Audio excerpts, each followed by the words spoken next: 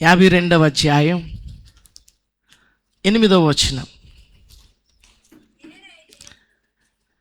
అందరూ మీ పరిశుద్ధ గ్రంథాలు తెరవండి. అదే వచనం అండి, కీర్తనల గ్రంథం 52వ అధ్యాయం 8వ వచనం.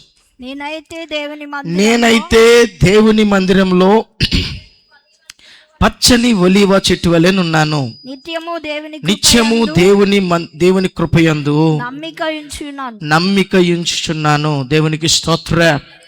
అందరూ కలిసి నాతో ఈ మాట చెప్పండి. నేనైతే దేవుని మందిరంలో పచ్చని ఒలీవ చెట్టు వలె నున్నాను, నిత్యము దేవుని కృపయందు నమ్మిక ఉంచుచున్నాను. ఇంకొకసారి చెప్తే మన కంఠస్థ వచ్చేస్తుంది ఈ వాక్యం. చెప్పచ్చా? నేనైతే దేవుని మందిరంలో పచ్చని ఒలీవ చెట్టు వలె నున్నాను, నిత్యము దేవుని కృపయందు నమ్మిక ఉంచుచున్నాను. ఇంకొకసారి చూడకుండా చెప్పేయాలి మీరు, నేను చెప్పను, మీరే చెప్పాలి.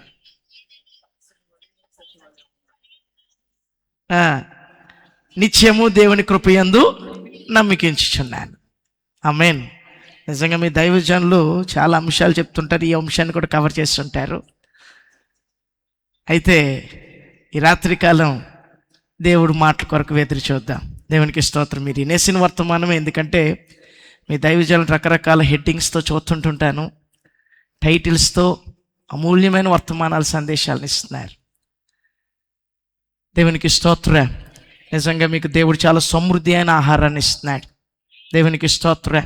ఒక చిన్న ప్రార్థన నేను చేసిన తర్వాత కొన్ని నిమిషాలు నేను ఇదే వచనంలోంచి మీతో మాట్లాడాలని ఆశపడుతున్నాను. ప్రభువా,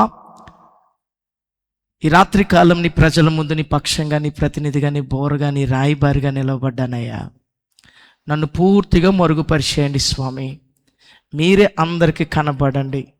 వాక్యమై ఉన్న యేసయ్య, మీరే అందరినీ దర్శించండి. నీ వాక్కును పంపి ఇక్కడ నీ ప్రజలందరినీ బాగు చేయండి. ఇక్కడ నీ ప్రజలందరికీ వినగలిగే చెవి, గ్రహించగలిగే మనస్సు, వాక్యాన్ని అంగీకరించే హృదయం యేసు నామములో కలుగునుగాక. వాక్యాన్ని ఎత్తికిపోయి ప్రతి అనాలోచన, ప్రతి నిద్ర, ప్రతి మగత, ప్రతి డిస్టర్బెన్స్ యేసు నామములో పొమ్మన ఆజ్ఞాపిస్తున్నాను. మీరే ఇక్కడ నీ బిడ్డలందరినీ బలపరచండి. యేసు నామములో అడుగుచున్నాం తండ్రి. ఇక్కడ చదువుకున్న లేఖన భాగంలో దైవజనుడైన దావీదు గారు చెప్తున్న మాట ఏమని చెప్తున్నారంటే, నేనైతే, చెప్పండి ఏమైతే. సాధారణంగా సంఘంలోకి వచ్చిన మన భక్తి వాళ్ళని కంపేర్ చేసుకుంటుంటాం. భక్తిని వాళ్ళు రావట్లేదు కదా ప్రార్థనకి, వాళ్ళు పాడట్లేదు కదా, వాళ్ళు చప్పట్లు కొట్టట్లేదు కదా, వాళ్ళు ఉపవాసాలు ఉండట్లేదు కదా, వీళ్ళు ఎలాగున్నారు కదా, వాళ్ళు అలాగున్నారు కదా అంటూ మనం ఏం చేస్తామో తెలుసా, భక్తిలో భక్తిహీనులంగా అయిపోతున్నాం. ఇక్కడ కీర్తనాకారుడైన దావీదు తనకున్న స్వార్థాన్ని తెలియచేస్తున్నాడు. మనకి సాధారణంగా స్వార్థం పనికిమాలిన విషయాల్లో ఉంటుంది. నాది, ఇది నాకు కావాలి, ఇది నాకు, నేను ఉండాలి, ఇలాంటి పనికిమాలిన విషయాల్లో మాత్రం ఉంటుంది. కానీ భక్తి దగ్గరికి వచ్చేటప్పటికి సాధారణంగా సంఘం స్వార్థం లేకుండా అయిపోతుంది. భక్తిలో సెల్ఫిష్నెస్ రావాలి. ఇక్కడ కీర్తనాకారుడైన దావీదు అంటున్నాడు, నేనైతే, మీరు ఎలాగైనా ఉండండి, మీ ఇష్టం. మీరు మందిరానికి వస్తారా రారా, మీ ఇష్టం. మీరు ప్రార్థన చేసుకుంటారా చేసుకోరా, మీ ఇష్టం. నేనైతే.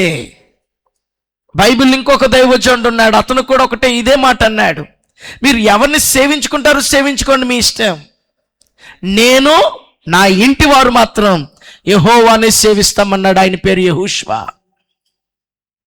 బైబిల్ ఇంకొక దైవజనుడు ఉన్నాడు, ఆయన పేరు సొలొమోన్.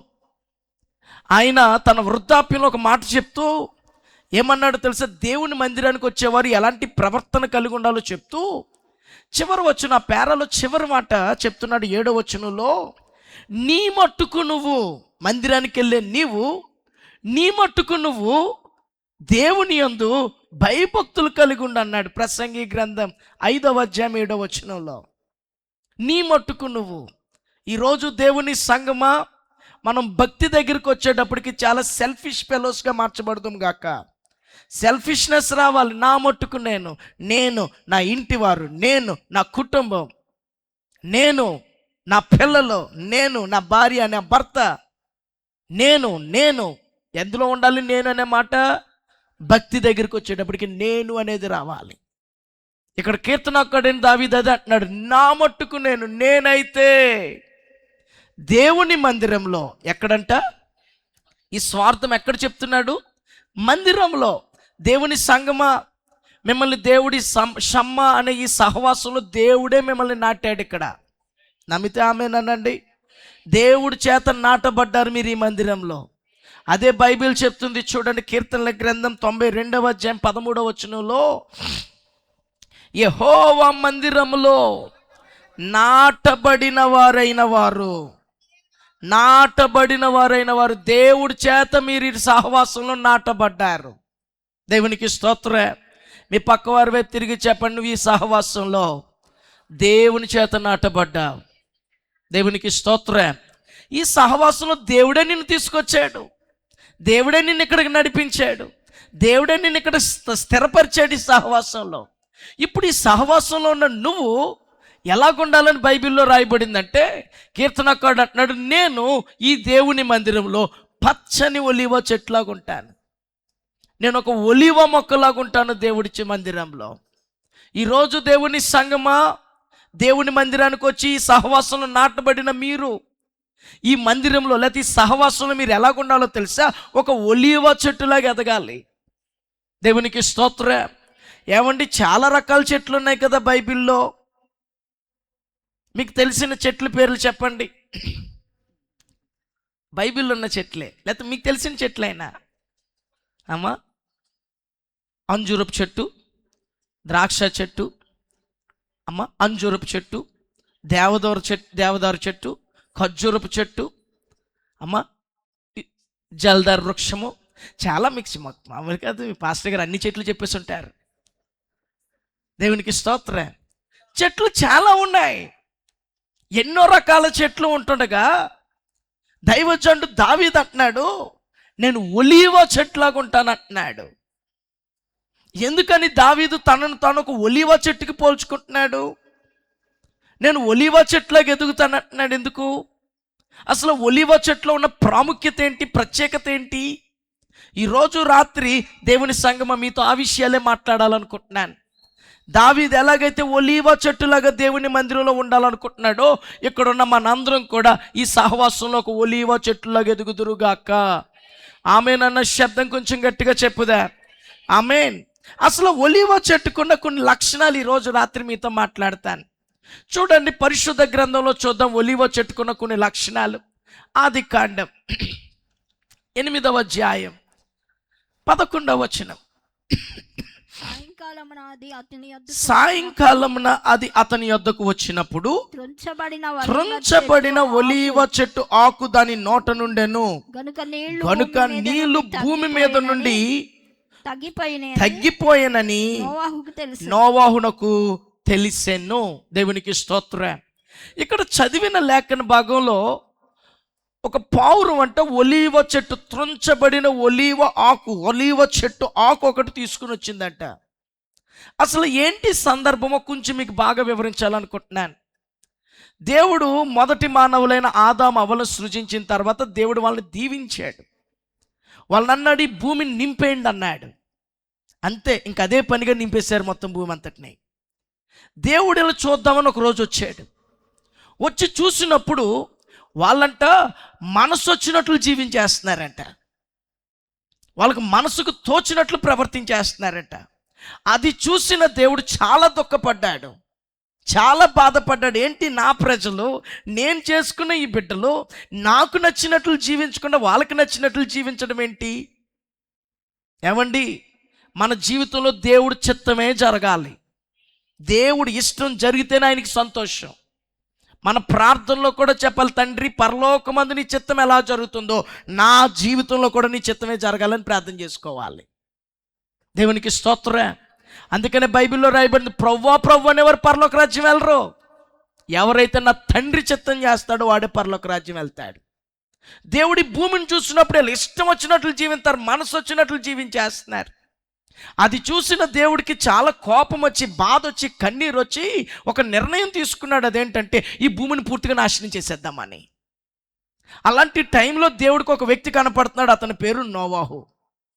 ఈ నోవాహు అంటే దేవుడు కృప పొందినవాడు అయిపోయాడంట. ఎందుకంటే ఇతడు దేవుడి చిత్తమే చేస్తున్నాడు. అక్కడ లోకమంతా ఇష్టం వచ్చినట్లు జీవితం, ఇతను మాత్రం అలా లేడు. తన మట్టుకు తాను, తనకి తన కుటుంబం మాత్రం దేవుడి చిత్త ప్రకారమే జీవిస్తున్నారు. వాళ్ళు అందరూ మనసు వచ్చినట్లు జీవిస్తున్నారు, కానీ ఇతను అలా కాదు. ఇతను దేవుడి చిత్త ప్రకారమే జీవిస్తున్నాడు. అది చూసిన దేవుడికి నోవాహు మీద కృప దిగిపోతుంది. అప్పుడు దేవుడు నోవాహుని కలుసుకుని దేవుడు నోవాహుతో అన్నాడు, నోవాహు, నేను ఈ భూమి మీద ప్రజలు చేసిన చాలా దుఃఖపడుతున్నాను, కాబట్టి ఈ భూమిని నాశనం చేసేద్దాం అనుకుంటున్నాను. కాబట్టి నువ్వేం చేయాలో తెలుసా, ఒక ఓడ తయారు చేసుకోవాలన్నాడు. అలాగే ప్రభువా, మొత్తం ప్రతి జాతి పశువుల్లో నుండి, పక్షుల్లో నుండి, మృగాల్లో నుండి, పాకే పురుగుల్లో నుండి కూడా జతలు జతలుగా తీసుకురావాలి. పరిశుద్ధమైన వాటిని 7 తీసుకురావాలి. తీసుకొచ్చి వాటన్నిటిని కూడా ఈ ఓడెక్కించాలి. నేను జలప్రలయం పంపించి భూమిని నాశనం చేస్తానన్నాడు.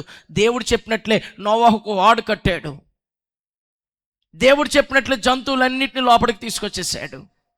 దేవుడే తలుపేసాడంట. వేసిన తర్వాత ప్రచండమైన వర్షం పడింది. ఆకాశపు తూములు తెరిసేసాడు దేవుడు. ఈ భూమి మీద ఉన్న జలాలను నిప్పేశాడు దేవుడు. అంతకు ముందు వరకు భూమి మీద వర్షం పట్టడం అనేది ఎరగదు భూమి. ఆకాశపు తూములు తెరిసేసాడు. భూమి నుండి జలాలన్నీ విడిచేసాడు. ఒక్కసారిగా మొత్తం కింద జలాలు ఇప్పేశాడు, పై జలాలు ఇప్పేశాడు. ప్రచండమైన వర్షం 40 రోజులు కొట్టిందంట. మీరు ఎప్పుడైనా వర్షం పడితే ఎలా పడటం చూసుంటారు? మీరు చొక్క చొక్క పట్టమే కదా చూసుంటారు. అప్పుడు అలా కాదు, వాటర్ ఫాల్స్ ఎలాగైతే పడుతుందో చూసారు, వాటర్ ఫాల్స్ని అలాగే ఇప్పేసాడు అంతే దేవుడు. మొత్తం ఇంకలా దిండిపోయింది. మొత్తం ఈ భూమి అంతా మొత్తం నీరుమయమైపోయింది. ఎక్కడ చూసినా నీరే తప్ప కనీసం పాదం మోపడానికి ఒక నేల కూడా కనపడలేదు ఎక్కడ. 40 రోజులు రాత్రి పగలు కుట్టిన వర్షానికి ఈ ఓడ తేలిపోయింది. పర్వతాలు మునిగిపోయినాయి, అన్ని మునిగిపోయినాయి. ఆ టైంలో ఆ భూమి మీద పడిన వర్షం, ఆ నీరు ఇంకటానికి, ఆరిన నేల పర్వత శిఖరాలు కనపడటానికి 365 రోజులు పట్టిందంట. జస్ట్ పర్వత మౌంటైన్ పీక్స్ కనపడటానికి, ఆ పర్వత శిఖరాలు కనపడటానికి. ఆ టైంలో నోవాహు ముందు ఒక కాకిని వదిలేడు. ఆ కాకి వెళ్ళి ఆ చచ్చిన శవాలు తింటూ కూర్చునిపోయింది. అది రాలేదు తిరిగి వెనక్కి. ఆ తర్వాత ఒక పౌరాన్ని వదిలితే పౌరం వెళ్ళి వస్తూ ఏం తెచ్చిందో తెలుసా? త్రుంచబడిన ఒలీవ ఆకు ఒకటి తీసుకుని వచ్చిందట. అంటే దీని అర్థం ఏంటో తెలుసా? ఆ ప్రచండమైన వర్షానికి మొత్తం భూమి అంతా నాశనం అయిపోయింది, అన్నీ చచ్చిపోయినాయి. కానీ ఒక మొక్క మాత్రం చిగురెత్తుంది. ఆ చెట్టే ఒలీవ చెట్టు. దేవునికి స్తోత్రం. అన్నీ నాశనం అయిపోయినాయి, ఏది కనపడట్లేదు, అన్నీ చచ్చిపోయినాయి. కానీ ఒలీవ చెట్టు మాత్రం చిగురిస్తుందంట. దేవునికి స్తోత్రం.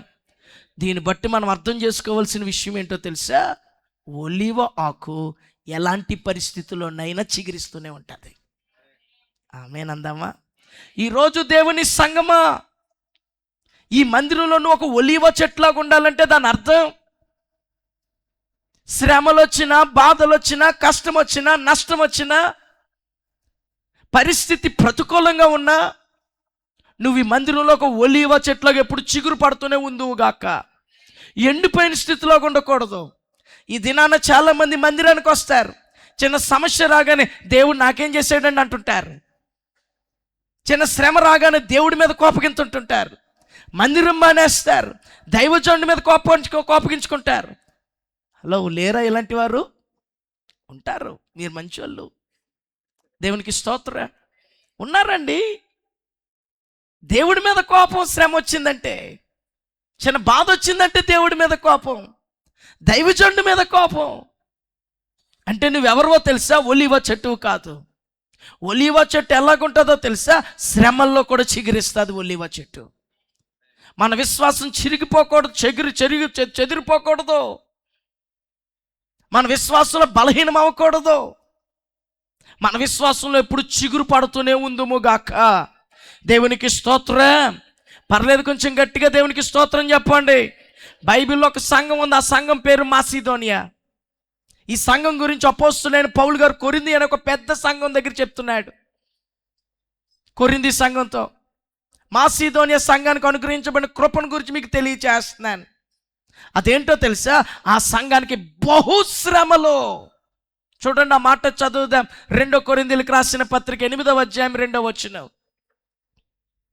వారు బహుశ్రమల వలన పరీక్షింపబడగా, ఒక శ్రమ 2 శ్రమ, బహుశ్రమలో, ఒక పక్కన శారీరక శ్రమ, ఒక పక్కన మానసిక శ్రమ, ఆర్థిక శ్రమ, కుటుంబపరమైన శ్రమ, బంధువుల నుండి శ్రమ, అన్యుల నుండి శ్రమ, ఇరుగు పొరుగు నుండి శ్రమ. ఎలాంటి శ్రమలు ఉన్నాయో మనకు తెలియదు, కానీ వాళ్ళ గురించి రాయబడింది బహుశ్రమలో. అలాంటి శ్రమల్లో ఆ సంఘం ఏం చేస్తుందంట? అధికంగా చిగురు పడుతుంది, సంతోషిస్తుందంట, ఏడట్లేదంట, దైవజనుడి మీద కోపగించుకోలేదంట. దేవునికి స్తోత్రం. నిజంగా ఆ సంఘాన్ని చూస్తే అనిపిస్తుంది, వాళ్ళు ఎలాగున్నారా బాబా సంఘంలో అని. నేను అనుకుంటాను, మన సాక్ష్యానికి వాళ్ళ సాక్ష్యానికి కూడా చాలా తేడా ఉంటుంది అన్నమాట. మనం ఎప్పుడైనా సాక్ష్యం చెప్పాలంటే దేవుడు ఏదైనా అద్భుతం చేయాలి మన జీవితంలో. అప్పుడు నిలబడి, అయ్యో దేవుడు చాలా అద్భుతం చేశాడండి, అందుకే మా ఇంటికాడ కృతజ్ఞత కొట్టమంటాం మనం. నిజంగా వాళ్ళ సాక్ష్యం ఎలాగుంటుంది అంటారు? ఈరోజు నాకు శ్రమ వచ్చిందండి, దేవునికి స్తోత్రం అంటారన్నమాట వాళ్ళు. మనకేమైనా క్యాన్సర్ పోయిందంటే అద్భుతం, స్తోత్రం హల్లెలూయా అంటాం మనం. వాళ్ళకి డాక్టర్ అమ్మ నీకు క్యాన్సర్ వచ్చిందంటే వాళ్ళు స్తోత్రం హల్లెలూయా అంటారన్నమాట వాళ్ళు. అదండి ఆ సంఘం. ఆ సంఘం ఎవరో తెలుసా? చిగురిస్తున్న సంఘం, ఒలీవ చెట్టు సంఘం. ఈరోజు దేవుని సంఘమా, ఇక్కడ కూర్చున్న నువ్వు, ఇక్కడ కూర్చున్న నేను, దేవుడు నిన్ను ఒక మందిరంలో నాటాడంటే ఆ మందిరంలో ఎలాగుండాలో తెలుసా? చిగురు పట్టే ఒక ఒలీవ చెట్టులాగా ఉండాలి. శ్రమలను చూసి భయపడకూడదు. బైబిల్లో రాయబడింది శ్రమలు వస్తాయని చెప్పింది తప్ప శ్రమలు రావని చెప్పలేదు అక్కడ బైబిల్లో. అపోస్తులైన పౌలు గారు అంతియోక్య, ఇకోనియా అనే సంఘాలను దర్శిస్తూ వాళ్ళతో అన్నాడు, మీరు విశ్వాసంలో స్థిరులై ఉండండి, మీరు శ్రమ పడుతూనే దేవుని రాజ్యానికి రావాలన్నాడు ఆయన. శ్రమ పడుతూనే, శ్రమలు వస్తాయి. చూడండి నా మాట చదువుదా, అపోస్తుల కార్యాలు 14వ అధ్యాయం 22వ వచనం. శిష్యుల మనసులను దృఢపరిచి విశ్వాసంలో నిలకడగా ఉండండి, మీ విశ్వాసం చెదిరిపోనివ్వకండి, మీ విశ్వాసంలో వెనకడుగు వేయకండి. చిన్న శ్రమ రాగానే ఇంక దేవుడు లేడు ఏమీ లేడు అనకండి. అలాగే విశ్వాసంలో అస్థిరులుగా ఉండకూడదు. విశ్వాసంలో నిలకడగా ఉండి అనేక శ్రమలు అనుభవించి దేవుని రాజ్యంలోకి ప్రవేశించాలని వారిని హెచ్చరించాను. శ్రమలు ఉంటాయి. ఆ శ్రమల్లో నువ్వు ఎలాగుండాలో తెలుసా? చిగురు పట్టే ఒలివ చెట్లాగా ఉండాలి. శ్రమలు చూసి వెనకడుగేయకూడదు, శ్రమలు చూసి నువ్వు భయపడిపోకూడదు, శ్రమలు చూసి అదేదో వింతలా సంభవించిందని చెప్పి నువ్వు కంగారు పడిపోకూడదు. నీకు ఒక్కదానికే కాదు శ్రమలు. అపోస్తులైన పేతురు గారు చెప్పాడు, మీకు ఒక్కరికే శ్రమ వస్తుందని కంగారు పడకండి, మీకు లాంటి శ్రమలు లోకంలో ఉన్న సహోదరులు అందరికీ వస్తున్నాయి శ్రమలు అయ్యి. చూడండి నా మాట కూడా చదువుదాం. పేతురు రాసిన మొదటి పత్రిక 5వ అధ్యాయం 9వ వచనం. లోకమునందున్న మీ సహోదరుల యందు ఈ విధములైన శ్రమలే నెరవేర్చున్నవని ఎరిగి, మొదటి పేతురు 5:9. మీరు ఏం చేయాలి ఎరగండి. లోకంలో మనలాంటి సహోదరులే కుటుంబంలో శ్రమలు ఎదుర్కొంటున్నారు. భర్త ద్వారా నల్లగొట్టబడిన స్త్రీలు ఉన్నారు, తాగుబోతు భర్తల ద్వారా దెబ్బలు తింటున్న స్త్రీలు ఉన్నారు, నీకులాంటి శ్రమలు అనుభవించే వాళ్ళు ఉన్నారండి. ఆర్థికంగా నలిగిపోయిన వారు ఉన్నారు, శ్రమలు అనుభవిస్తున్నారు లోకంలో చాలా మంది మనలాంటి వాళ్ళు. అని ఎరిగి ఏం చేయాలంట? విశ్వాసంలో మీరు వెనక్కి వెళ్ళకండి, స్థిరంగా ఉండి మీరు అలాంటి శ్రమలు వస్తుంటే ఆ శ్రమలు ఎదిరించండి, కానీ లొంగిపోకండి. శ్రమల్లో వెనకడుగు వేయకండి, శ్రమలు చూసి కృంగిపోకండి, రాజీ పడిపోకండి. శ్రమలు వస్తే రాజీ పడిపోకండి. బైబిల్లో అననీయ, మిషాయేల్, అజర్యా అని 3 యవనస్తులు ఉన్నారు. వారి మీదకి వచ్చిన శ్రమ ఏంటో తెలుసా? అగ్నిగుండం. వాళ్ళ ముందు నిలవబడిన శ్రమ ఏంటంటే అగ్నిగుండం. ఒక ప్రతిమ నిలవబెట్టి దీన్ని దండం పెట్టారా సరే, లేకపోతే తీసుకెళ్ళి అగ్నిగుండంలో వేసేస్తామన్నాడు రాజు. ఆ 3 యవనస్తులు చెప్పిన మాట ఏంటో తెలుసా? నీకు ప్రత్యుత్తరం కూడా ఇవ్వాల్సిన పని లేదు మాకు, మేము ఆరాధిస్తున్న మా దేవుడు మమ్మల్ని రక్షించడానికి సమర్థుడు, ఒకవేళ రక్షించకపోతే చావైనా చేస్తాం, కానీ మేము మాత్రం ఎండిపోమన్నారు వాళ్ళు. మేము మాత్రం చచ్చిపోం, మేము చిగురు పడుతూనే ఉంటాం. దేవునికి స్తోత్రం. కొంచెం గట్టిగా దేవునికి స్తోత్రం చెప్పుదా. బైబిల్లో ఇంకొక భక్తుడు ఉన్నాడండి. ఆయనకు వచ్చిన శ్రమలు మామూలు శ్రమలు కాదండి. ఒకే రోజు ఆస్తి అంతా పోయింది, ఒకే రోజు 10 మంది పిల్లలు చచ్చిపోయారు, ఒకే రోజు మొత్తం ఆరోగ్యం అంతా పోయి కురుపులు పట్టేసి మొత్తం గడ్డగడ్డలేసేసి దురద గోకోలేక పెంగు పెట్టి గోకుంటున్న పరిస్థితి అతనిది. మానసికంగా నలిగిపోయాడు అతను. అలాంటి పరిస్థితిలో ఉన్నాడు. వాళ్ళ భార్య అంది, ఇంకా దేవుడు దేవుడు అంటే పెట్టి దేవుని తిట్టేసి చచ్చిపోంది. నిజంగా ఆ ప్లేస్లో మనం ఉన్నాం అనుకోండి, భార్య చెప్పక్కర్లేదు, ముందే మనం చేద్దాం. కానీ యోబు అలాంటోడు కాదు. యోబు ఏమన్నాడు తెలుసా? దేవుడు ఒకవేళ నన్ను చంపినా నేను మాత్రం ఆయన కొరకే కనిపెట్టుకుంటానన్నాడు. చూడండి, ఆ మాట చదువుదాం. యోబు గ్రంథంలో మాట 13వ అధ్యాయం 15వ వచనం. ఇదిగో ఆయన నన్ను చంపేసినా పర్లేదు, నేను మాత్రం ఆయన వదలనన్నాడు. ఇదండి చిగురించే ఒలీవ చెట్టు అంటే. దేవునికి స్తోత్రం. చిగురించే ఒలీవ చెట్టు అంటే ఏంటి? శ్రమలతో దేవుడిచ్చాడండి, ఎందుకు చూడలేదండి. వద్దండి. ఒకవేళ దేవుడే నాకు అనుమతించినా నేను దేవుడిని వదిలే ప్రసక్తి లేదు, దేవుని విడిచిపెట్టే ప్రసక్తులు. ఒకవేళ చంపిన మాట మామూలు మాట కాదండి అది. యోబు అన్నాడంటే మన మామూలుగా చిన్న సంగతి కాదండి. నిజంగా యోబు అలాంటి పరిస్థితులు ఆ మాట అనడం అనేది మామూలు విషయం కాదు. 10 మంది పిల్లలండి, పుత్ర శోకం. ఏదో ఒక్కడు కాకపోయినా ఒక్కడన్నా మిగిలి ఉంటే తృప్తి పొందేమో, ఎవరో లేరు పిల్లలు అతనికి. ఆస్తి అంతా పోయింది. అలాంటి టైంలో కూడా అతను ఏం చేస్తున్నాడో తెలుసా? చిగురిస్తూనే ఉన్నాడు.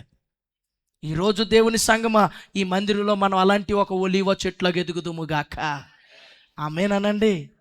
చిగురించే ఒలీవ చెట్లాగా ఉండాలి. మీ పక్కవారి వైపు తిరిగి చెప్పండి, నువ్వు ఈ మందిరంలో చిగురిస్తున్న ఒలీవ చెట్లాగా ఉండాలి. దేవునికి స్తోత్రం. పర్లేదు, కొంచెం గట్టిగా దేవునికి స్తోత్రం చెప్పుదా. హల్లెలూయా. ఇప్పుడు రెండో విషయం చెప్తాను. ఒలీవ చెట్టు బైబిల్ ఇంకొక దానికి పోల్చబడింది.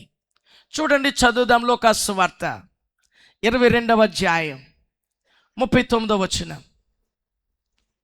తర్వాత ఆయన బయలుదేరి తన వాడుక చొప్పున ఒలీవల కొండకు వెళ్ళగా శిష్యులను ఆయన వెంట వెళ్ళిరి. యేసు ప్రభువు తన వాడికగా ఎక్కడికి వెళ్ళేవారంటే ఒలీవల కొండకు వెళ్ళేవారంట. వాడికగా అంటే అలవాటుగా. ఎప్పుడు వెళ్ళేవారంట? ఆయన ప్రతిరోజు ఉదయం అంతా సువార్త పని చేసేవారంట, రాత్రి అయితే ఒలీవల కొండకు వెళ్ళేవారంట. చూడండి, ఆ మాట కూడా చదువుదాం. లూకా సువార్త 21:37. ఆయన ప్రతి దినము పగటి యందు దేవాలయంలో బోధించుచు రాత్రివేళ ఒలీవల కొండకు వెళ్ళుచు రాత్రివేళ ఒలీవల కొండకు వెళ్ళేవారంట. ఈ ఒలీవల కొండ ఎక్కడుంది? యెరూషలేం మందిరం, యెరూషలేం పట్టణంలో మందిరానికి తూర్పు గుమ్మం ఉంది. ఆ తూర్పు గుమ్మం దగ్గరే ఉంటుంది ఒలీవల కొండ. ఈ ఒలీవల కొండకి ఒలీవల కొండ అని ఎందుకు పేరు వచ్చిందంటే దాని మీద ఉండే చెట్లన్నీ ఒలీవ చెట్లే. ఏ చెట్లు? అన్ని ఒలీవ చెట్లే, ఇంకా వేరే చెట్లు లేదని దాని మీద. అందుకని ఆ కొండకు ఒక పేరు ఉంది, అదేంటంటే ఒలీవల కొండ. అక్కడ యేసు ప్రభువు ఏం చేసేవారు? ప్రార్థన చేసుకునేవారు. రాత్రి అంతా ఒలీవల కొండ దగ్గర ప్రార్థన చేసుకునేవారంట. ఒక మాటలో చెప్పాలంటే ఒలీవ కొండ దేనికి సాదృశ్యంగా ఉందంటే ప్రార్థనా జీవితానికి సాదృశ్యంగా ఉంది. ఈరోజు దేవుని సంగమా, కీర్తనాకారుడైన దావీదు అంటున్నాడు, నేనైతే దేవుని మందిరంలో ఒక పచ్చని ఒలీవ చెట్టు వలె ఉన్నానంటే దాని అర్థం నేను ఈ మందిరంలో ఒక ప్రార్థనా పరుడుగా ఉన్నాను, నేను ఒక ప్రార్థించేవాడిగా ఉన్నాను. ఈరోజు దేవుని సంగమా, నువ్వు మందిరానికి వస్తున్నావు, చాలా సంతోషం. ప్రార్థించే గుంపులో ఉన్నావా? ప్రార్థనా పరుడనే పేరు వచ్చిందా? ప్రార్థించే వారిలో పలానా సహోదరి ఉంది అన్ని గురించి నీ దైవజనుడు చెప్పగలడా? ఒకసారి ఆలోచించండి. బైబిల్లో రాయబడింది ప్రార్థించే వారిలో సమూయేలు కూడా ఉన్నాడు. దేవుడు చెప్తున్నాడు అతని గురించి ఆ మాట. ఈరోజు నీ గురించి నువ్వు ప్రశ్నించుకో. నువ్వు మందిరంలో ఒక ప్రేయర్ వారియర్గా ఉన్నావా? సాధారణంగా మందిరంలో పాటలు పాడమంటే తెగ పోటీ పడతాడు ప్రార్థన పాటలు పాడటానికి. అదే ప్రార్థన చేయండి అని మైకెత్తే మాత్రం నువ్వు చేయి నువ్వు చేయి నువ్వు చేయి నువ్వు చేయి అంటుంటారు. అవునండి, మీ మందిరంలో అలా కాదు, నేను బయట మందిరాల కోసం చెప్తాను. పాటలు పాడమంటే ఎగబడిపోతారు అట్టుకొని. స్పెషల్ సాంగ్ అండి, ఇవ్వకపోతే కోపం వెళ్ళకి. అదే ప్రార్థన చేయండి అమ్మంటే నువ్వు చేయి నువ్వు చేయి నువ్వు చేయి నువ్వు చేయి నువ్వు చేయి నువ్వు చేయి. ఒకసారి ఆలోచించండి. దేవుని సంగమా, మనం ఈ మందిరంలో నాటాడు దేవుడు అంటే మనల్ని ఇక్కడ మనం ఒక ప్రార్థనా పరులని పేరు తెచ్చుకోవాలి ఇక్కడ.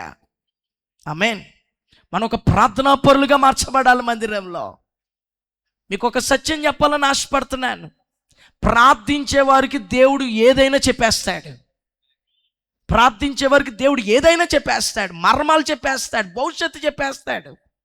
దానియేలు ఒక ప్రార్థనా పరుడు తన 3 స్నేహితులతో కలిసి ప్రార్థన చేస్తే రాజుకు వచ్చిన కళ దాని భావం కూడా చెప్పేశాడు దేవుడు. ప్రార్థించే వారికి దేవుడు మరుగ్గా ఏది ఉంచడు. ఈ ఒలీవల కొండ అనుభవం ఉన్న వాళ్ళకి ప్రార్థనా జీవితం అనే ఒక రుచి, ప్రార్థనా జీవితం అనుభవం ఉన్న వాళ్ళకండి దేవుడు భవిష్యత్తు చెప్పేస్తాడండి. బైబిల్లోనే మనకి ఉదాహరణ కనపడుతుంది. ఒక రోజు అంటే యేసు ప్రభువు ఒలీవల కొండ మీద ఉన్నారంట. అక్కడికి యేసు ప్రభువు శిష్యులు కూడా వచ్చారంట. చూడండి మత్తయి సువార్త 24వ అధ్యాయం 3వ వచనం.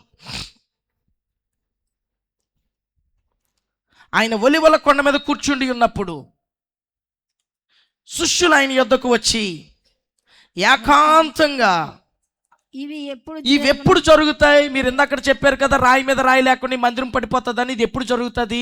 నెక్స్ట్ నీ రాకడికి మూడోది యుగ సమాప్తికి సూచన ఏంటి ప్రభువా అని యేసయ్యతో చెప్తే మత్తయి సువార్త 24వ అధ్యాయం 25వ అధ్యాయం కూడా పూర్తిగా వాళ్ళకి భవిష్యత్ అంతా చెప్పేసాడు ఆయన. ఎక్కడ చెప్పాడు ఇదంతా? గట్టిగా చెప్పాలి. ప్రార్థనా గదిలోనే, ప్రేయర్లోనే జరుగుతాయి. నువ్వు ప్రార్థనకి మోకాళ్ళు వేస్తే దేవుడు భవిష్యత్తు చెప్తాడు. నమ్మితే ఆమేన్ అనండి. ఆమేన్. దేవుడు అస్సలు ప్రార్థనా పరులకి మరుగ్గా ఏది ఉంచడు. అబ్రహాం ఒక ప్రార్థనా పరుడు. సొదొమ గొమొర్రాను కాల్చడానికి వెళ్తూ నేను అబ్రహాంతో ఈ సంగతి దాస్తానా? లేదు లేదు లేదు, అబ్రహాం తెలియచేయాలి ఈ సంగతి అన్నాడు. ఎందుకో తెలుసా? అబ్రహాం ఒక ప్రార్థనా పరుడు. ప్రార్థనా పరులకి భవిష్యత్తు తెలిసిపోతుంది. దేవుని సంగమా, నువ్వు ప్రార్థించే వ్యక్తివి అయితే నీ కుటుంబంలో ఏం జరగబోతుందో దేవుడు తెలియచేస్తాడు ముందుగా నీకు. నువ్వు ప్రార్థించే వ్యక్తివి అయితే నీ పిల్లల జీవితంలో ఏం జరగబోతుందో తెలిసిపోతుంది నీకు. నీ పిల్లలు ఎలాంటి రాంగ్ డైరెక్షన్లో వెళ్తున్నారో దేవుడు ముందుగా నీకు చూపిస్తాడు ఆయన. అలా నేను వదిలేడు. అలాగా నువ్వు ప్రార్థించే వ్యక్తివి అయితే తప్పకుండా భవిష్యత్తు తెలియచేస్తాడు దేవుడు. ఎందుకంటే ప్రార్థనా పరులకి దేవుడు భవిష్యత్తు తెలియచేస్తాడు, మరుగ్గా ఏది ఉంచడు. దేవునికి స్తోత్రం. బైబిల్ ఇంకొక మాట రాయబడింది. ప్రార్థనా గదిలోకి వెళ్ళేవాళ్ళు అండి ఎలాగెళ్తారో తెలుసా? ఏడుతూ వెళ్ళినా ప్రార్థనా గదిలోంచి బయటకు వచ్చేటప్పుడు మాత్రం ఏడుతూ రారండి. హల్లెలూయా. ఇది కూడా సత్యమే. ప్రార్థనా పరులకండి వాళ్ళ విజయం ఎక్కడ ఉందంటే ప్రార్థనలోనే ఉంది. ఏడుతూ వెళ్ళొచ్చు, బాధలతో వెళ్ళొచ్చు, కానీ తిరిగి వచ్చేటప్పటికి అదే బాధ, అదే ఏడుపు ముఖంతో రారు. కళ్ళు తుడుచుకుని నీటికి వస్తారు బయటికి. దేవునికి స్తోత్రం. చూడండి, ఆ మాట చదువుదాం బైబిల్లో. లోకాసు సువార్త 19వ అధ్యాయం 37వ వచనం. యేసు ప్రభువు శిష్యులు అంటే ఒలీవల కొండ ఎక్కారంట. ఇప్పుడు దిగే చోటుకు వచ్చేటప్పటికి అందరూ సంతోషంగా వచ్చారంట. చదవండి అమ్మా. అందరూ అది చూచి 19:37 అండి. ఒలీవల కొండ నుండి దిగు చోటికి ఆయన సమీపించుచున్నప్పుడు శిష్యుల సమూహం అంతయు నవ్వుతూ మారిపోయారు. వాళ్ళ మొక్కలన్నీ నవ్వుతున్నాయంట. ఇంకా ఒలీవల కొండ దిగుతున్నప్పటికీ. దేవునికి స్తోత్రం. నువ్వు ప్రార్థనలోకి వెళ్ళినప్పుడు ఏడుతో వెళ్ళొచ్చు, బాధతో వెళ్ళొచ్చు, దుఃఖంతో వెళ్ళొచ్చు, కన్నీటితో వెళ్ళొచ్చు, కానీ ప్రార్థన ముగించేటయ్యేటికి ఆమేన్ అనేటప్పటికి నీ కన్నీరు తొడవబడుతుంది. నమ్మితే ఆమేన్ అనండి. ఎంతమందికి జరిగింది ఇలాగా? జరిగితే చేతులు ఎత్తండి, స్తోత్రం అనండి. అలాగే చాలా చేతులు లేచినాయి. ప్రార్థనలు అలాంటి విచిత్రం ఉంది. ఒలీవల కొండ అనుభవం అంటే ఇదే. దేవునికి స్తోత్రం. పర్లేదు, కొంచెం గట్టిగా దేవునికి స్తోత్రం చెప్పుదా. హల్లెలూయా. ఇంకొక మాట కూడా చెప్తాను. యేసయ్య త్వరగా వస్తున్నాడు. ఎంతమంది నమ్ముతున్నారు? ఆయన త్వరలో ప్రత్యక్షం కాబోతున్నాడు. ఆయన వచ్చినప్పుడు ఎవరు ఎత్తబడతారో తెలుసా? ఈ ఒలీవల కొండ అనుభవం ఉన్న వాళ్ళు ఎత్తబడతారు. ఎందుకంటే యేసు ప్రభువారు అంటే ఒలీవల కొండ మీద నుంచి వెళ్ళాడంట. దేవదూతతో చెప్తున్నాడు, ఆయన ఎలాగెళ్ళాడో అలాగే తిరిగి రాబోతున్నాడు. ఎక్కడి నుంచి వెళ్ళాడు ఆయన? ఎత్తబడ్డాడంటే ఒలీవల కొండే. చూడండి, అపోస్తుల కార్యాలు 1వ అధ్యాయం 9, 10, 11 వచనాలు చూస్తే కనపడుతుంది. టైంని బట్టి డైరెక్ట్గా 12వ వచనం చదివేద్దాం. 12వ వచనం చదివేద్దాం. అప్పుడు వారు వాళ్ళు ఒలీవల అనబడిన కొండ నుండి యెరూషలేముకు తిరిగి వెళ్ళి. దేవునికి స్తోత్రం. యేసు ప్రభువు ఒలీవల కొండ నుంచి ఆరోహణమయ్యాడు. అలాగే ప్రార్థనా పరులు ఎత్తబడతారు. ఎందుకంటే బైబిల్లో రాస్తుంది, జరగబోయేవి తెల్లను తప్పించుకుని మనిషి కుమారుడు ఎదుట నిలబడుటకు శక్తి గలవరగునట్లు మీరు అప్పుడప్పుడు కాదు ఎల్లప్పుడూ ప్రార్థన చేసే ఒలీవల కొండ అనుభవం ఉండాలి మనకి. దేవునికి స్తోత్ర.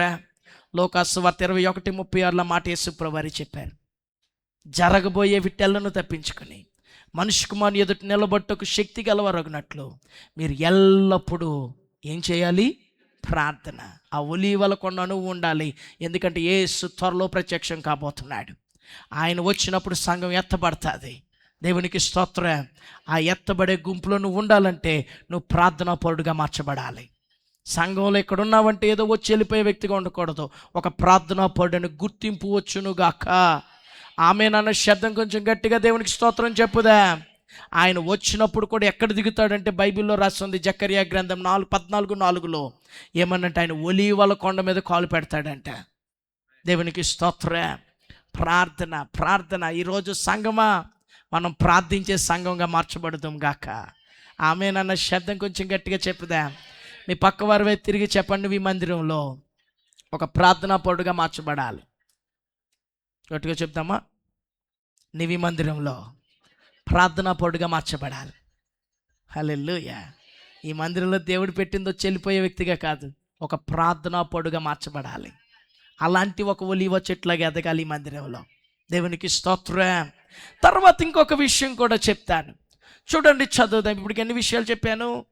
2. 3వ విషయం చూద్దాం. చూడండి, ప్రకటన గ్రంథం 11వ అధ్యాయం 3-4 వచనాలు. ఇక్కడ ఒక ఇద్దరు వ్యక్తులు కనపడుతున్నారు. ఆ ఇద్దరు అంటే సాక్షులంట. నేను నా ఇద్దరు సాక్షులకు అధికారం ఇచ్చేదను, గోనెబట్ట ధరించుకుని 1260 దినములు ప్రవచిస్తారు. అంటే 3.5 సంవత్సరాలు ప్రవచిస్తారు. వీరు భూలోకమునకును ప్రభువైన వాని ఎదుట నిలుచుచున్న 2 ఒలీవ చెట్లును దీపస్తంభములై ఉన్నారు. దేవునికి స్తోత్రం. ఇక్కడ దేవుడు ఇద్దరు సాక్షుల గురించి మాట్లాడుతున్నాడు. ఆ ఇద్దరిని దేవుడు ఈ లోకానికి పంపించబోతున్నాడు. వాళ్ళిద్దరూ అద్భుతాలు చేసేస్తారు. వాళ్ళు ప్రార్థన చేస్తే పరలోకం నుండి అగ్గి వచ్చేస్తుంటుంది. అద్భుతాలు మహత్కార్యాలు చేస్తారంట. వాళ్ళు ఎవరంటే సాక్షులు. వాళ్ళు ఎలాంటి వారంటే ప్రజలు వినకపోయినా సరే మాట్లాడతారు. వాళ్ళు రాజులు ఎదిరించినా సరే నిలబడతారు. శత్రువులు బెదిరించినా సరే మౌనంగా ఉండరు. వాళ్ళు సాక్షులు. మీరు ప్రకటన 11 అధ్యాయం కనపడితే వీళ్ళ గురించి కనపడుతుంది. వీళ్ళ ముగ్గురు ఎవరంటే సాక్షులు. దేవుని గురించి సాక్ష్యం చెప్పడానికి వచ్చిన వ్యక్తులు వీళ్ళు. వాళ్ళిద్దరిని కూడా బైబిల్ ఏమని పిలుస్తుందో తెలుసా? ఒలీవ చెట్లు. ఏమనంటే వాళ్ళు కొంచెం గట్టిగా చెప్పండి. ఒలీవ చెట్లు. అందరూ చెప్పండి, ఏ చెట్లు? వాళ్ళిద్దరూ ఒలీవ చెట్లు అంట. దేవుడు ఎవరిని ఒలీవ చెట్లు అని పిలుస్తున్నాడంటే దేవుని గురించి సాక్ష్యం చెప్పేవారిని దేవుడు ఒలీవ చెట్లు అని పిలుస్తున్నాడు. ఈరోజు దేవుని సంగమా, నువ్వు ఈ మందిరంలో ఉన్నావంటే ఈ మందిరంలో నువ్వు ఒక స్వార్థికుడిగా మార్చబడాలి, ఒక సాక్షిగా మార్చబడాలి. దేవుడు సాక్ష్యం చెప్పే బాధ్యత లేక పని, సువార్త చెప్పే పని అందరికి ఇచ్చాడు. ఆయన ఆరోహణం అవటానికి ముందు ఆయన తన దగ్గరికి వచ్చిన వారందరినీ పిలిచి వారందరికీ చెప్పాడు, మీరు సర్వలోకానికి వెళ్ళి సర్వ సృష్టికి సువార్త ప్రకటించండి అన్నాడు ఆయన. నేను మీకు ఏ సంగతులు అయితే బోధించానో వాటన్నిటిని వారికి నేర్పించండి అన్నాడు ఆయన. మీరు యోదయ, సమరయ, యెరూషలేం బూది గంతాల వరకు నా కొరకు సాక్షులుగా మార్చబడాలన్నాడు ఆయన. ఇది ఒక కమాండ్, ఇది మనకి ఒక కమిషన్. మనకి కేవలం సువార్త చెప్పే పని కేవలం సేవకులది కాదు, సంఘంలో కూడా సాక్ష్యం చెప్పేవారు లేపబడుదురుగాక, సువార్త చెప్పేవారు లేపబడుదురుగాక. దేవుడి కొరకు సాక్షులు లేపబడాలి సంఘంలో. దేవునికి స్తోత్రం. హల్లెలూయా. బైబిల్లో రాస్తున్న అపోస్తలుడైన పౌలు గారు అంటున్నాడు, ఎవరైనా ఒక అన్యజనుడు వచ్చి దేవుడి మందిరంలో ప్రార్థించాలంటే ఆడికి ముందు విశ్వాసం కలగాలి కదా. విశ్వాసం లేకుండా ఎవడొస్తాడు మందిరంలో ప్రార్థన చేయటానికి? ఆడికి విశ్వాసం కలగాలంటే ఆడు వినాలి కదా, అంతేనా? వినకుండా విశ్వాసం ఎలాగొస్తుంది? ఆడు వినాలంటే ఎవడొకడు ఏం చేయాలి? చెప్పాలి కదా. చూడండి, ఆ మాట పౌలు గారు అడుగుతున్నాడు ఈ ప్రశ్న. రోమీలకు రాసిన పత్రిక 10వ అధ్యాయం 14-15 వచనాల్లో పౌలు గారు చెప్తున్నారు ఆ మాటని. వారు విశ్వసింపని వానికి ఎట్లు ప్రార్థించుదురు? వినని వారిని ఎట్లు విశ్వసించుదు? ఒకవేళ వినకుండా, అసలు దేవుడి గురించి వినకుండా వాళ్ళు ఎలాగ దేవుడి మీద విశ్వాసం వస్తుంది? యేసుప్రభు వారి మీద ప్రకటించేవారు లేకుండా వారు ఎట్లు ఆడు వినాలంటే ఎవరొకరు ప్రకటించాలి కదా. ప్రకటించేవారు లేకుండా వాళ్ళు ఎలా వింటారు అసలు యేసయ్య గురించి? ప్రకటించువారు పంపబడని ఎడల వారు ఎట్లు ప్రకటింతురు? ఇందు విషయమై ఉత్తమమైన వాటిని గురించి సువార్త ప్రకటించు వారి పాదములు ఎంతో సుందరములై ఉన్నవని వ్రాయబడి ఉన్నది. దేవునికి స్తోత్ర. ఎవరైతే ఉత్తమమైన శుభవార్త ఆ ఉత్తమమైన వార్త చెప్తారో వారు దేవుడి దృష్టిలో చాలా అందమైన వ్యక్తులుగా కనపడతారంట. వాళ్ళ పాదాలు సుందరంగా కనపడతాయంట. ఈరోజు నిన్ను అడుగుతున్నాను, నీ భర్తకి ఎప్పుడైనా యేసయ్య గురించి చెప్పావా? నీ పిల్లలకి యేసయ్య గురించి చెప్పావా? నీ బంధువులకి యేసయ్య గురించి చెప్పావా? ఈరోజు రిపబ్లిక్ డే అంట, 1+1 ఆఫర్ అంట, మొత్తం ఊరంతా చాటేస్తావు, అంతేనా? ఈరోజు రిపబ్లిక్ డే అంట, ఆఫర్ అంట, ఏళ్ళంట, అదంట. 9 రూపాయలకి చీరంట చందన బ్రదర్స్లో. తెలిసి ఉంటుంది మీకు. ఎక్కడి దాకా వచ్చిందా కవరు? కాకినాడ కవరు 9 రూపాయలకి చీరంటండి. మొత్తం రోడ్డు బ్లాక్ అయిపోయింది. ఏమైందిరా బాబు ఇక్కడ అనుకుంటున్నాను నేను. ఒకరోజు మీటింగ్కి వెళ్తాడు, బ్లాక్ అయిపోయింది రోడ్డు. ఏంటని తెలుస్తుంది? 9 రూపాయల చీర. ఈ దినాన్ని చూడండి, పనికి మాలిన విషయాలు తెగ చాటింపేస్తా. ఎప్పుడైనా సువార్త చాటింపేసావా? యేసయ్య గురించి ఇతరులకు చెప్పావా? నువ్వు ఉంటున్న కాలేజీలో యేసయ్య గురించి చెప్పావా? నువ్వు ఉంటున్న స్కూల్లో యేసయ్య గురించి చెప్పావా? నువ్వు పనిచేస్తున్న ఉద్యోగంలో యేసయ్య గురించి చెప్పావా? యేసయ్య గురించి ఒక సాక్షిగా నిలబడ్డావా? బైబిల్లో అపోస్తలుడైన పౌలు గారు అంటున్నాడు, నేను సువార్త కోసం సిగ్గుపడువాడను కాను. నేను సిగ్గుపడను సువార్త చెప్పడానికి. ఈ దినాన చాలా మందికి సిగ్గు, యేసయ్య గురించి చెప్పడానికి సిగ్గు. ఏమండి సంగమా, నువ్వే అన్యజనుల సంఘానికి నడిపించాలి. దేవునికి స్తోత్ర. నువ్వే సువార్త చెప్పాలి, నువ్వు తీసుకురావాలి. నువ్వు అలాంటి ఒక సాక్షిగా సంఘంలో నాటబడాలి. దేవునికి స్తోత్ర. అలాంటి ఒక ఒలీవ చెట్లకి సంఘంలో ఎదగాలి నువ్వు. దేవునికి స్తోత్రం. కొంచెం గట్టిగా చెప్పుదా. బైబిల్లో రాయబడింది, ఎవరైనానంటే యేసయ్య గురించి కానీ ఆయన మాటల గురించి కానీ ఎవడైనా సిగ్గుపడితే యేసుప్రభు వారి గురు కూడా అంటే వారి గురించి తండ్రి దగ్గర చెప్పడానికి సిగ్గుపడతాడంట. చూడండి, ఆ మాట చదువుదా. మార్కు సువార్త 8వ అధ్యాయం 38వ వచనం. వ్యభిచారమును పాపమును చేయు ఈ తరము వారిలో నన్ను గూర్చి. ఏమండి, దినాన పాపం చేసేవాడికి సిగ్గు లేదండి. అక్రమ సంబంధాల్లో ఉన్నవాడికి సిగ్గు లేదండి. మళ్ళీ పైపెచ్చామంటాడు తెలుసా, పెద్దిల్లు చిన్నిల్లు అని చెప్పి మళ్ళీ పేర్లు ఎడుతుంటాడు ఆ ఇంట్లకి. లేదా ఇలాంటి వాళ్ళు సిగ్గులేని వాళ్ళు మళ్ళీ సిగ్గు లేకుండా ఏం చెప్తాడో తెలుసా, నేను బాటిల్ ఎట్టానంటే మళ్ళీ కిందకి దింపడంటాడు. సిగ్గు లేకుండా. పాపం చేసేవాడికి సిగ్గు లేదు చెప్పుకోవడానికి. వ్యభిచారం చేసేవాడికి సిగ్గు లేదు చెప్పుకోవటానికి. మోసగాడికి సిగ్గు లేదు చెప్పుకోవటానికి, నేను మోసం చేసి సంపాదించానని. కానీ ఈరోజు దేవుని బిడ్డలంగా మనం యేసయ్య గురించి కానీ ఆయన మాటల గురించి కానీ చెప్పడానికి సిగ్గుపడిపోతున్నాం. అక్కడ అందుకని అంటున్నారు యేసుప్రభు వారు, ఈ తరం వాళ్ళు నన్ను గూర్చియు నా మాటలు గూర్చియు సిగ్గుపడువాడెవడో వారిని గూర్చి మనుష్య కుమారుడు తన తండ్రి మహిమ గలవాడై పరిశుద్ధ దూతలతో వచ్చినప్పుడు నేను కూడా అలాంటి వాళ్ళని చూసి సిగ్గుపడతాను. నేను కూడా బురదించుకుంటాను అలాంటి వాళ్ళని చూసినప్పుడు. దేవుడు అంటున్నమాట, యేసుప్రభు వారు అంటున్నమాట. ఏమండి, ఒక మాట, మీరు ఎక్కడున్న యేసయ్యకి సాక్షులుగా మార్చబడుదురు గాక.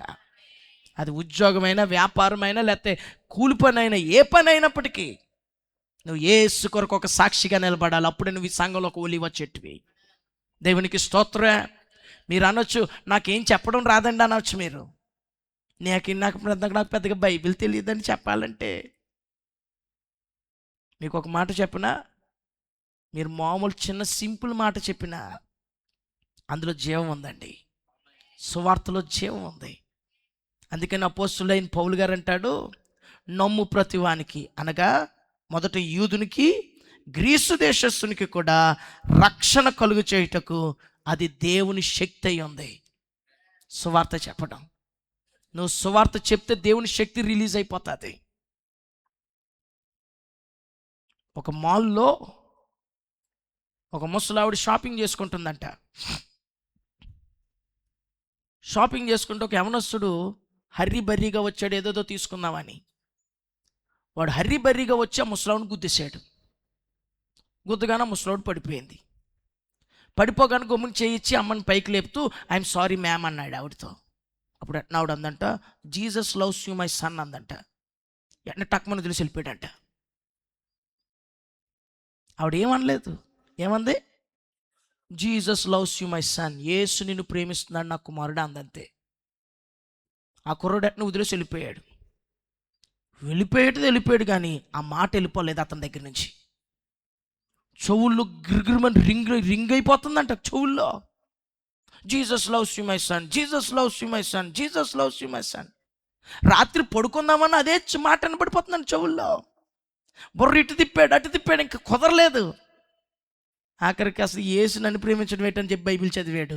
యేసు అతను పుట్టేసుకున్నాడు. దేవునికి స్తోత్ర. అతని పేరు డగ్లస్. భారతదేశంలో కూడా గొప్ప పరిచర్య చేశాడు. ఇంటర్నేషనల్ సింగింగ్ గాస్పుల్ టీం అని చెప్పి నార్త్ ఇండియాలో ఒక పాటలు పాడే బృందాన్ని ఏర్పాటు చేశాడు. ఆ టీం అమలాపురం కూడా వచ్చారు 1984 సంవత్సరంలో. దేవునికి స్తోత్ర. ఆ టీంలో మా నాన్నగారు పనిచేశారు, అందుకు తెలిసి నాకు ఆ దొరగారి కోసం. ఆ టీంలోకి వెళ్ళిపోయారు.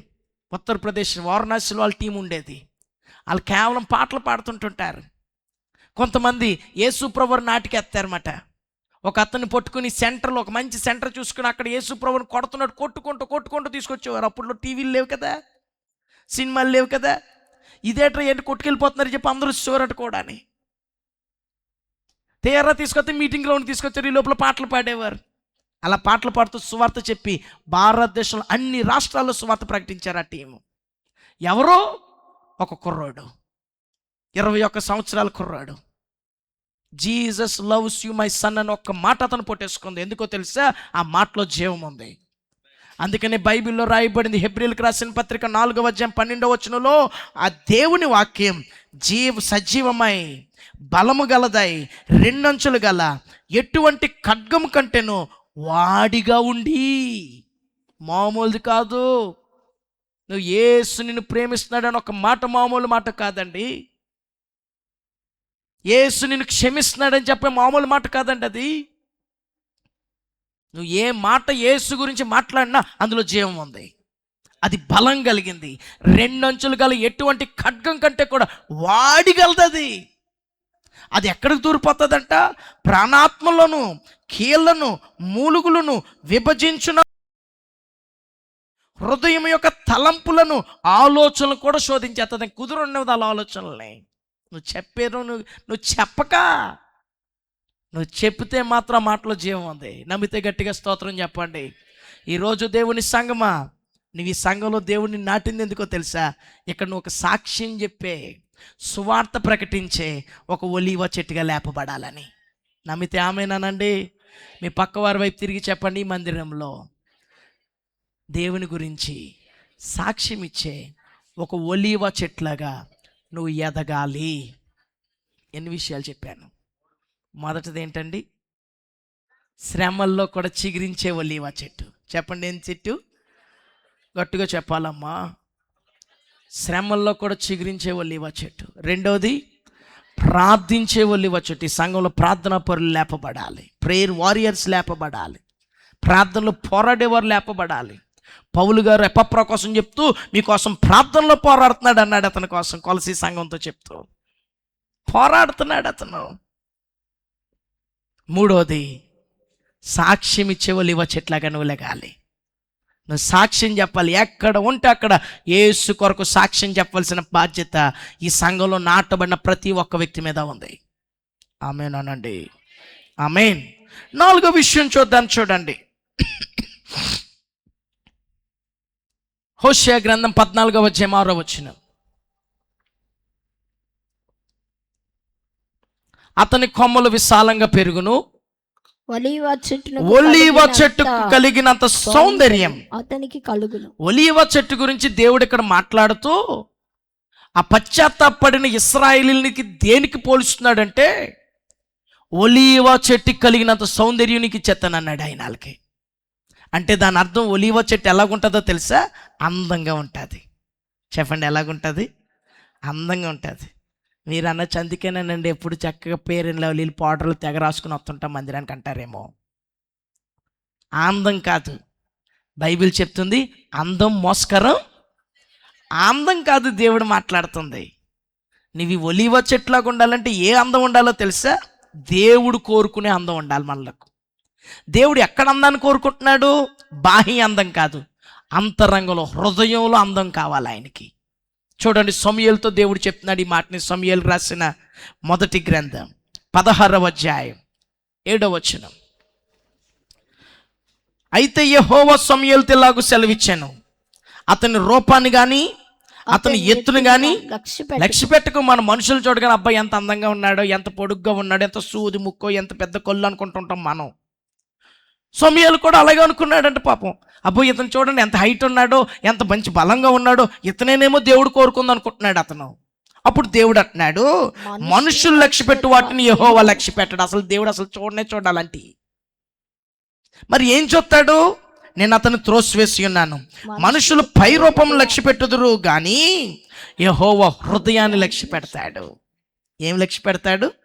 హృదయం. ఈరోజు దేవుని సంగమా, నువ్వు మందిరానికి వస్తున్న నువ్వు నీ హృదయం అందంగా మార్చబడాలి. మందిరానికి వచ్చే నువ్వు బాహ్య అందం కాదు, ఈ దినాన్ని అందంగా కనపడాలని రకరకాల స్టైల్ చేసేస్తున్నారు జనం. మామూలుగా కాదు, ఒక కన్నం కాదు, మొత్తం చౌపొడికి కుట్టించేసుకుంటున్నారు కన్నాలని అందంగా కనపడాలని. నలుపు తెలుపు జుట్టు చూశాను, ఈ మధ్యన రంగుల జుట్లు చూస్తున్నాం. ఎర్ర రంగు, పచ్చ రంగు, గోల్డ్ రంగు, రకరకాల రంగులు. ఈ అందం దేవుడు కోరుకోడండి.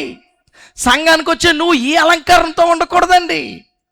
అందుకనే పేతురు గారు చెప్పాడు. చూడండి, చదువుదాం. పేతురు రాసిన మొదటి పత్రిక 3వ అధ్యాయం 3వ వచనం. జడలు అల్లుకొనుటయు అంటే ఆ టైంలో జడలు తెగల్లేసేవారు మరి వాళ్ళు. మరి నిజంగా ఈ టైంలో పేతురు గారు రాయవలసి వస్తే తలకి రొంగేటి అని కూడా రద్దుడు ఆయన. దానికి స్తోత్రం. ఆయన అది చూసినప్పుడు జడలు అల్లుకునేవారు. మరి రకరకాలుగా వెళ్ళేవారు, మరి ఎలా వెళ్ళేవారో తెలియదు. జడలు అల్లుకొనుటయు 2 బంగారపు నగలు. ఈ దినాన బంగారం మీద పిచ్చి ఎక్కువైపోయి అరువు తెచ్చుకుని మరి వేసేస్తున్నారు. రోల్డ్ గోల్డ్ బంగారం మొత్తం దిగపూసేస్తున్నారు అట్టుకొని. ఆ ప్లాస్టిక్వి చేతులకి. కొన్ని పెళ్ళిళ్ళకి వెళ్తే నిజంగా బంగారం ఏమో అనుకున్నాను ఒకరోజు. నేను ఒక ప్రదానం మామూలుగా ప్రదానం చేయడానికి వెళ్ళాను. వెళ్తా వాళ్ళ అమ్మంటుంది, అయ్యగారు పెళ్ళికి డబ్బులు కావాలి, ప్రార్థన చేయండి అంది. నేను అన్నాను, మీ కూతురికి అంత తగిలించో ఇంకా ప్రార్థన ఎట్టి? ఎక్కడొకటి తగిలించేసింది. ఎలా కొడుతుంది? బెల్ట్ ఒకటి ఎట్టేసింది, బంగారం బెల్ట్. ఈ 2 అమ్మే మొత్తం పెళ్ళేటి. వాళ్ళ పిల్లల పెళ్ళి కూడా చేసేసి నువ్వు అన్నాను నేను. ఆవిడంటది, అయ్యా అన్ని రోల్డ్ గోల్డ్ అంటే అయ్యగారు అంటుంది. ఇది చూడండి ఎంత పిచ్చి వచ్చేసిందో డెకరేషన్ మీద. అందుకనే పేతురు గారు అంటున్నాడు, బంగారపు నగలు పెట్టుకొనుటయు వస్త్రములు ధరించుకుంటే. ఏ వస్త్రములు? మిగులు వెలగల వస్త్రములు. తిమోతికి రాసిన పత్రికలో పౌలు గారు దానికి కొంచెం క్లారిఫికేషన్ ఇచ్చాడు అక్కడ మనకి. మిగులు వెలగల వస్త్రాలు ధరించుకొనుటయు, వెల్లపటి అలంకారం మీకు అలంకరణగా ఉండక. మీకు ఎలాంటి అలంకరణగా ఉండకూడదు. అది దేవుడికి ఇష్టమైన అలంకరణ కాదు. దేవుడు ఆందాన్ని కోరుకోవట్లేదు, ఆ సౌందర్యాన్ని కోరుకోవట్లేదు. మరి ఏం కోరుకుంటున్నాడు? సాధువైనట్టు, మృదువైనట్టు గుణమును, అక్షయ అలంకారం గల మీ హృదయపు అంతరంగ స్వభావం మీకు అలంకరణగా ఉండాలి. మీ హృదయాన్ని డెకరేట్ చేయండి. మీ హృదయానికి రాయండి ఫెయిర్ అండ్ లవ్లీ. హల్లెలూయా. పేసిక్ కాదు, రంగులు పేసిక్ కాదు, హృదయానికి డెకరేట్ చేయండి. హృదయాన్ని అలంకరించండి. మీరు అనొచ్చు, ఇప్పుడు హృదయాన్ని ఎలాగ అలంకరిస్తామండి అంటారేమో. మళ్ళంటి తెలివైన వాళ్ళు చూసే దేవుడు ప్రతిదానికి బైబిల్లో ఆన్సర్లు రాయించాడు. హృదయానికి చేసుకోవాల్సిన డెకరేషన్ ఏంటో దేవుడు క్లియర్గా చెప్పేశాడు. చూడండి, కొలసీలకు రాసిన పత్రికలో చెప్పాడు దేవుడు ఆ డెకరేషన్ ఏంటో. కొలసీలకు రాసిన పత్రిక 3:12, కాగా దేవుని చేత ఏర్పరచబడిన వారును పరిశుద్ధులను ప్రియులైన వారికి తగినట్లుగా. తగినట్లు మీరు ఏం చేయాలో తెలుసా? జాలిగల మనస్సు. అందరు చెప్పండి, ఏ మనస్సు? మందిరానికి వచ్చే నీకు ఉండవలసిన డెకరేషన్ ఈ డెకరేషన్ కాదు, జాలిగల మనస్సు. దేవునికి స్తోత్రం. ఎవరైనా బాధలో ఉంటే నీ హృదయం కరిగిపోవాలి. ఎవరైనా సమస్య గురించి నీకు చెప్తే వాళ్ళ సమస్య నీకు సమస్యగా మార్చబడాలి. వాళ్ళు ఏడుస్తున్నారంటూ నువ్వు ఏడగలగాలి. అలాంటి జాలి కలిగిన మనసు వచ్చేయాలి లోపల. నెక్స్ట్, దయాలత్వం అంటే మృదువుగా దయతో మాట్లాడే గుణం. గాయాలు మానిపేలాగా మాట్లాడాలి. మృదువుగా దయతో మాట్లాడే మాట. కొంతమంది మాట బాగోకపోతే ఏం చేస్తాను, ఇంకోసారి అడుగుతాడు నువ్వు బాగున్నావని. చెప్పండి, ఎంత చక్కగా బాగున్నా అంటే థ్యాంక్స్ అండి, మీరు బాగున్నావని అడిగినందుకు చాలా బాగున్నానండి. ఎంత బాగుంటుంది ఇది జవాబు. మళ్ళీ అడుగుతారు నువ్వు బాగున్నావా బాబు అని. కొట్టినట్లు మాట్లాడుతావు. ఇది దయ లేదు. మందిరానికి వస్తారు, దయ లేకుండా ఉంటుంటారు. దయ చూపించాలి. మన ప్రవర్తన దయ చూపించాలి. ఒక ముసలావిడ ఉందనుకోండి, చక్కగా చేయి పట్టుకుని నడిపించాలి, తీసుకొచ్చి కూర్చోబెట్టాలి. నడలేకపోతుందంటే దయ. మన ప్రవర్తనలో దయ కనపడాలి. మన హృదయంలో దయ ఉండాలి. తర్వాత వినయం, తగ్గింపు. మందిరానికి వచ్చే నీ హృదయంలో వినయం ఉండాలి.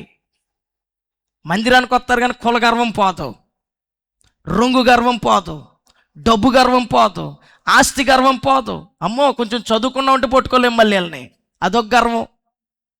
అన్ని రకాల గర్వాలతో వస్తుంటుంటారు మందిరానికి. లేదు, ఏమున్నా ఆ గర్వాలన్నీ పక్కన పెట్టి దేనత్వం వచ్చేయాలి. ఆమేనందమ్మా. వినయం వచ్చేయాలి, తగ్గించుకోగలగాలి. నేను అంతైనా దేవుడి మందిరంలో అసలు చూపించకూడదు. నువ్వు ఎంతైనా సరే దేవుడి మందిరంలో తగ్గించుకునే ఉండాలి. ఆ వినయం వచ్చేయాలి, ఆ దీన మనసు వచ్చేయాలి.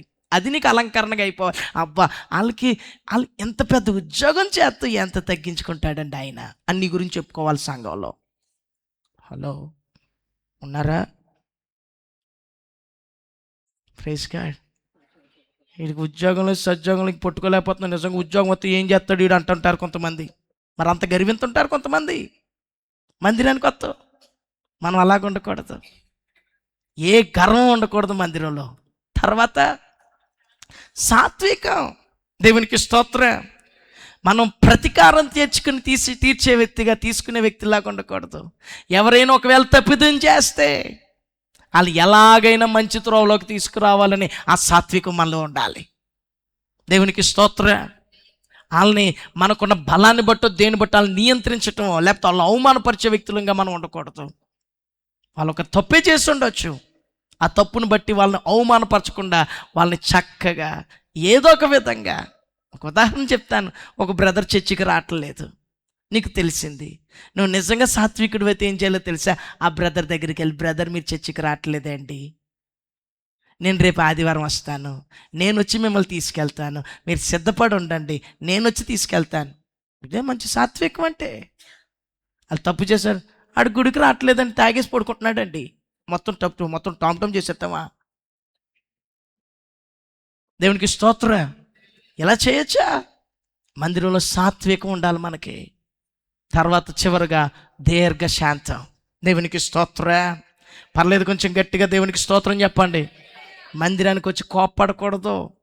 మందిరానికి వచ్చి కూడా రుసుబుసులు ఆడిసే వాళ్ళు ఉంటారు. కీ కై కై కీ అంటుంటుంటారు కూర్చుని.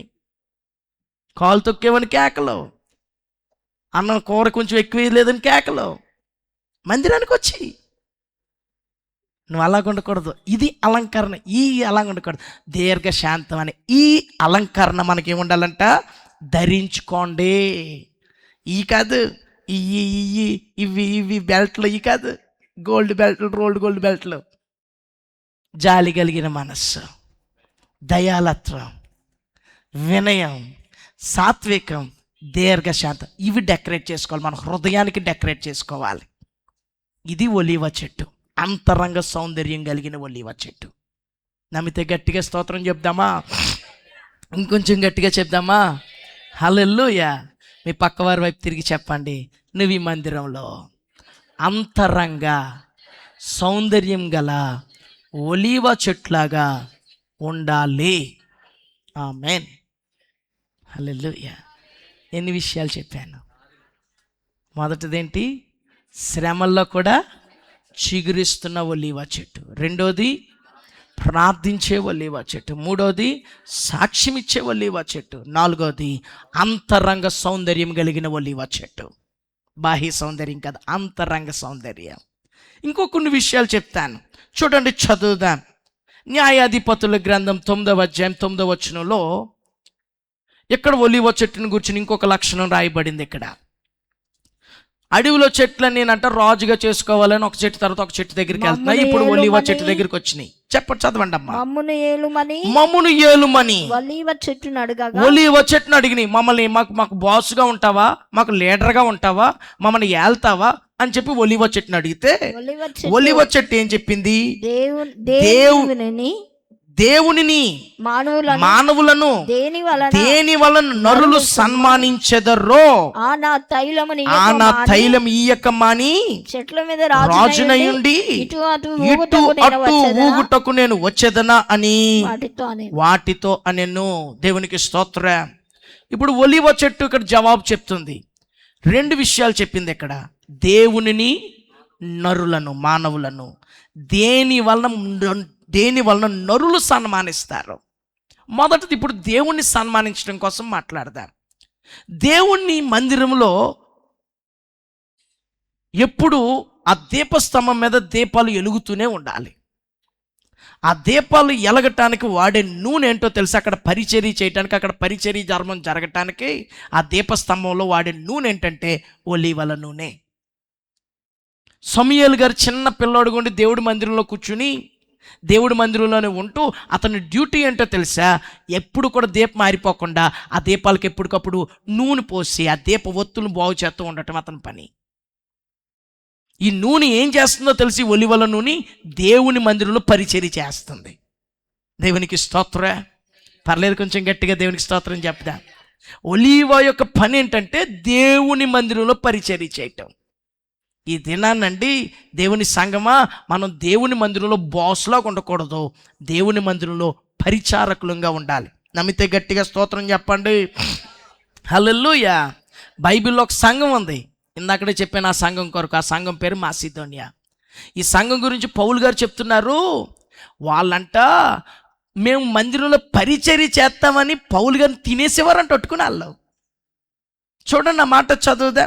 కొరింథీయులకు రాసిన 2వ పత్రిక 8వ అధ్యాయం 3వ వచనం నుండి, ఈ కృప విషయంలోను తర్వాత పరిశుద్ధుల కొరకైన పరిచర్యలో పాలు పొందు విషయంలోను మమ్మల్ని వేడుకునేవారంట. పౌలు గారిని వేడుకునేవారంట. వాళ్ళకే బోల్డని శ్రమలు, వాళ్ళకే భయంకరమైన రోగాలు, బాధలు, కష్టాలు, కన్నీరు. పౌలు గారితో ఎవరంటే, అయ్యగారండి ఏదైనా పని చెప్పండి చేస్తాం. అమ్మ నీకు ఒంట్లో బాగలేదు కదమ్మా, చెయ్యకాలు పడిపోయింది కదా, ఈ చెయ్యకాలు పని చేస్తుంది కదండి చేస్తామంటారన్నమాట వాళ్ళు. అలా ఉన్నారా? నిజంగా మనం ఏం చేస్తాం? కడుపు నొప్పి వస్తే వెంటనే మామూలు చేస్తే తలపోటు వస్తున్నాయి, ఓ చాలా నీరసంగా ఉందండి ఈరోజు చర్చికి రామంటే అంటారు. హల్లెలూయా. పరిచర్య డ్యూటీ మానేస్తాం, పరిచర్య చేయవలసిన పని మానేస్తుంటాం. ఈరోజు దేవుని సంగమా మన మందిరంలో ఎలాగ ఉండాలో తెలుసా? పరిచర్య చేసే వాళ్ళలాగా ఉండాలి. ఒలివ చెట్టు అన్నయ్య, ఒలివ చెట్టు నువ్వు మాకు బాస్ లాగా ఉంటావంటే నేను బాస్ లాగా ఉండి నేను పరిచర్య చేస్తానంటుంది అది ఆ చెట్టు. అందుకని యేసుప్రభు వారు కూడా 3 సువార్తల్లో రాయించాడు. మీలో ఎవరైనా గొప్పోళ్ళలాగా ఉండాలనుకుంటున్నాడా, బాస్ లాగా ఉండాలనుకుంటున్నాడా, వాడు ఏం చేయాలో తెలుసా? పరిచర్య చేయాలన్నాడు ఆయన. చూడండి, చదువుదామా మాటలు. మత్తయి సువార్త 20:26-27 వచనంలో, మీలో అలాగుండకూడదు, మీలో ఎవడైనాను గొప్పవాడై ఉండగోరిన ఎడల వాడు మీకు పరిచారకుడై ఉండవలెను. మార్కు సువార్త 10:43 వచనంలో కూడా అంటున్నాడు యేసుప్రభు వారు. పరిశుద్ధాత్మ దేవుడు ఈ విషయాన్ని 3 పత్రికల్లో రాయించారు. మీలో అలా ఉండకూడదు, మీలో ఎవడైనా సరే గొప్పవాడిగా లీడర్గా ఉండాలనుకుంటే వాడు ఏం చేయాలో తెలుసా? పరిచారకుడై ఉండాలి. మీలో ఎవడైనా ముఖ్యుడై ఉండగోరిన ఎడల వాడు అందరికీ దోషుడైపోవాలి.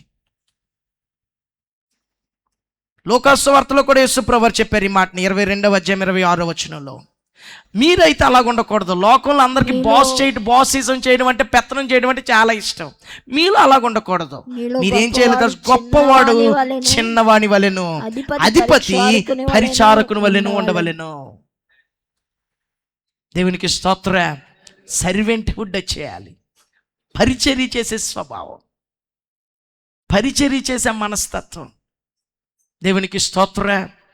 ప్రియమైన దేవుని బిడ్డలారా, మందిరానికి వచ్చే మనం గెస్టుల్లాగా విఐపీలా కూర్చోకూడదు. మనం మందిరానికి వచ్చే మనం పరిచారకులంగా మార్చబడాలి. యేసుప్రభు నా తండ్రి పరిచర్య చేస్తున్నాడు, నా తండ్రి ఇదివరకే పనిచేస్తున్నాడు, నేను పనిచేస్తున్నాను. పరిశుద్ధాత్మ దేవుడు కూడా మనకి అదృశ్యంగా మన మధ్యలో పనిచేస్తున్నాడు ఆయన. మరి మనం ఏం చేయాలి? మందిరంలో మనం పరిచర్య చేయాలి.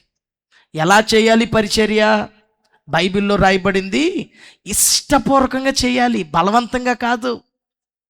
చూడండి, చదువుదాం. ఎఫెసీయులకు రాసిన పత్రిక 6:7 సంఘానికి చెప్తున్నాడు పౌలు గారు. మనుషులకు చేసినట్లు కాక ప్రభువుకి చేసినట్టే ఇష్టపూర్వకంగా, ప్రభువుకి చేసినట్లే ఇష్టపూర్వకంగా, ఇష్టంతో చేయాలి పరిచర్య. దేవునికి స్తోత్రం. చెప్పాలి, నేను ఏం చేయమంటారండి పరిచర్య మందిరంలో? నేను ఏ పరిచర్యలో పాలు పొందమంటారు? పరిచర్యలో ఈ సంఘంలో ఏ పరిచర్య నేను చేయమంటారు? నన్ను ఇష్టంతో చేయాలి పని. మీకు ఒక సత్యం చెప్తానండి, బయట పని చేస్తే ఎలాగైతే జీతం వస్తుందో, దేవుడి మందిరంలో పరిచర్య చేస్తే కూడా దేవుడు జీతం ఇస్తాడు మనకి. అందుకని ఆయన అన్నాడు, ఇదిగో నేను త్వరగా వస్తున్నాను, వాని క్రియలు చెప్పిన ప్రతి వానికి జీతం పట్టుకుని వస్తున్నాను నేను అన్నాడు ఆయన. జీతం ఉంది, మన జీతం ఉంది. అందుకని బైబిల్లో కొలసీలకు రాసిన పత్రికలో పౌలు గారు అంటాడు, చూడండి, కొలసీలకు రాసిన పత్రిక 3:23 వచనంలో, ప్రభునందు స్వాస్యము ప్రతిఫలంగా మనం పొందుతామని ఎరుగుదురు గనుక మీరు ఏమి చేసినను, అది చిన్నదా పెద్దదా అనేది పక్కన పెట్టండి, అది ఏదైనప్పటికీ అది మనుషుల నిమిత్తమని కాక ప్రభు నిమిత్తం. ఏమండోయ్, మీరు ఇక్కడ తుడుతున్నారు అనుకోండి, నేను తుడుతాను వచ్చి దేకుతారు అనకూడదు. అలా ఉన్నారా? కొంతమంది మనుషుల కోసం చేస్తుంటారు. నేను తుడుతున్నాను, యేసయ్య వచ్చి కూర్చుంటాడు. పరిచర్య చేసినప్పుడు ఇలా చేయాలి. నేను తుడుతున్నాను, యేసయ్య వచ్చి కూర్చుంటాడు. నేను వండుతున్నాను, యేసయ్య వచ్చి తింటాడు. నేను యేసయ్య తిన్న ప్లేట్ కడుగుతున్నాను. ఇలాగ పరిచర్య చేయాలంట. ఎలా చేయాలి అక్కడ చెప్తున్నాడు. ఇంకా అది మనుషుల నిమిత్తమని కాక ప్రభు నిమిత్తమని మనస్ఫూర్తిగా. చెప్పండి, ఎలాగా? హోల్ హార్టెడ్గా చేయాలి. మనస్ఫూర్తిగా చేసే వాళ్ళు ఏం చేస్తారో తెలుసా అండి? కేవలం చెప్పిన పనే కాదు, ఎక్స్ట్రా పనులు కూడా చేసేస్తారు. హల్లెలూయా. తొట్టం ఒకటే కాదు, పైన దులిపేస్తారు కూడా. ఇది మనస్ఫూర్తిగా చేయటం అంటే, ఇది ఇష్టపూర్వకంగా చేయటం అంటే. కొంతమంది ఉంటారు మందిరానికి కొత్త చేస్తారు పరిచర్య, కరెక్ట్గా అక్కయ్య గారు లేకపోతే అన్నగారు చూస్తున్నారంటే తెగ చేసేస్తుంటారు. వచ్చి కనపడాలని, గుర్తింపు రావాలని. మీరు అలాంటి వాళ్ళు కాదండి, మీరు చాలా మంచి వాళ్ళు. కానీ జనరల్గా చెప్తున్నాను, ఒకసారి ఆలోచించుకోండి. ఒకవేళ ఎవరైనా అలాంటి వాళ్ళు ఉంటే, యేసుప్రభు వారు అంటున్నారు, ఒకవేళ మనుషులు మిమ్మల్ని చూసినా చూడకపోయినా, వాళ్ళు మీ పనిని గుర్తించకపోయినా, నేను చూస్తున్నాను, తప్పకుండా దానికి జీతం పట్టుకుని వస్తాను. నేను మీరు చేసిన దాన్ని మర్చిపోవటానికి అన్యాయస్తున్నైతే మాత్రం కాదు. మీరు చేసిన దాన్ని నేను మర్చిపోను. గ్లాసుడు చన్నీళ్ళు ఇచ్చిన దాని ప్రతిఫలం పోగొట్టుకోరు మీరు అన్నాడు ఆయన. దేవుని మందిరంలో పరిచర్య చేసే ఒలీవ చెట్లాగా మనం మార్చబడదుము గాక. నమ్మితే ఆమెన్ అన్న శబ్దం గట్టిగా చెప్పుదా. ఆమెన్. మీ పక్కవారి వైపు తిరిగి చెప్పండి, నువ్వు దేవుని మందిరంలో పరిచర్య చేసే ఒలీవ చెట్లాగా ఉండాలి. ఆమెన్. పరిచర్య అంటే దాక్కోకూడదు, పరిచర్య అంటే తప్పించుకోకూడదు, పరిచర్య అంటే కనపడకుండా పోకూడదు.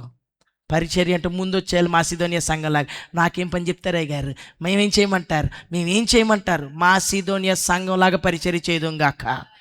వాళ్ళు తమను తాము అయ్యా వేడుకుంటున్నారంట, ప్లీజ్ అండి ప్లీజ్ మేము పరిచర్య చేస్తాం. అబ్బాబ్బాబ్బా.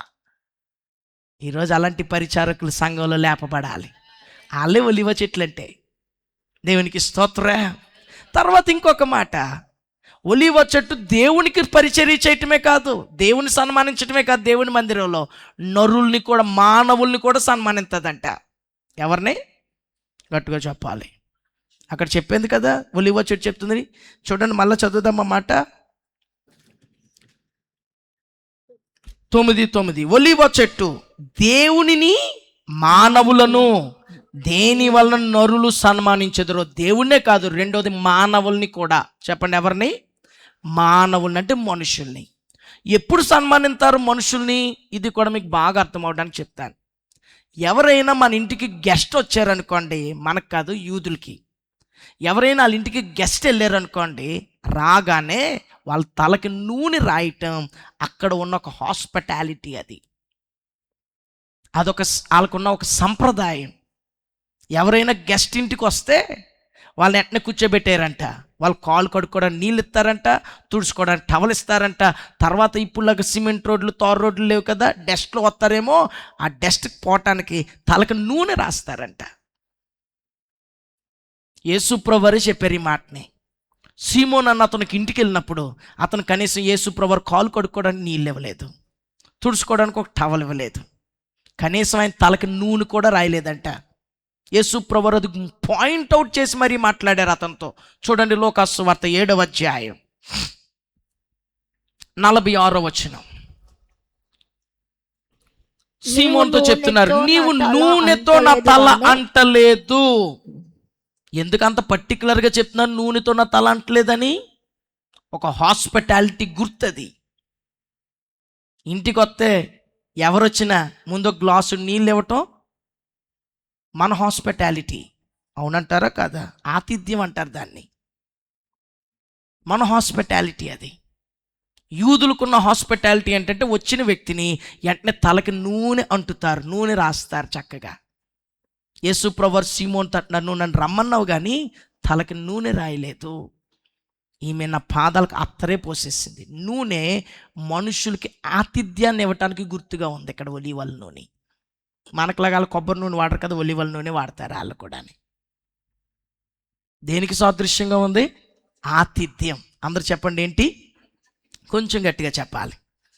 ఆతిథ్యం. దేవుని సంఘమా, నువ్వు ఈ సంఘంలో ఉన్నావంటే నువ్వు ఒక ఆతిథ్యం ఇచ్చే వ్యక్తిగా ఉండాలి. ఆమేనండి. నీ ఇంటికి దైవజనులు వచ్చినా, సంఘం వచ్చినా, ఎవరొచ్చినా, ఆఖరికి నీ శత్రువే నీ ఇంటికి వచ్చినా నీ ఇల్లు ఒక ఆతిథ్యం ఇచ్చే ఇల్లులాగా ఉండాలి. అందుకే నా అపోస్తలుడైన పౌలు గారు హెబ్రీయులకు రాసిన పత్రికలు అంటాడు 13వ అధ్యాయంలో 1వ వచనంలో, సహోదరులారా, సహోదర ప్రేమ నిలవరముగా ఉండనీయుడి, ఆతిథ్యం చేయటం మర్చిపోకండి. ఆతిథ్యం చేయటం మర్చిపోకండి. ఎందుకు అంత పర్టికులర్గా దేవుడు మాట రాయించాడో తెలుసా? ఇది నా సంఘానికి ఆతిథ్యం చేయటం కూడా రావాలి. ఎందుకంటే అక్కడే తర్వాత చెప్తున్నాడు, కొందరు ఎరగకయే దేవదూతలకు ఆతిథ్యం ఇచ్చేసారు. ఎవరికి ఇచ్చేసారు ఆతిథ్యం? దేవదూతలకు ఇచ్చేసారంట ఆతిథ్యం.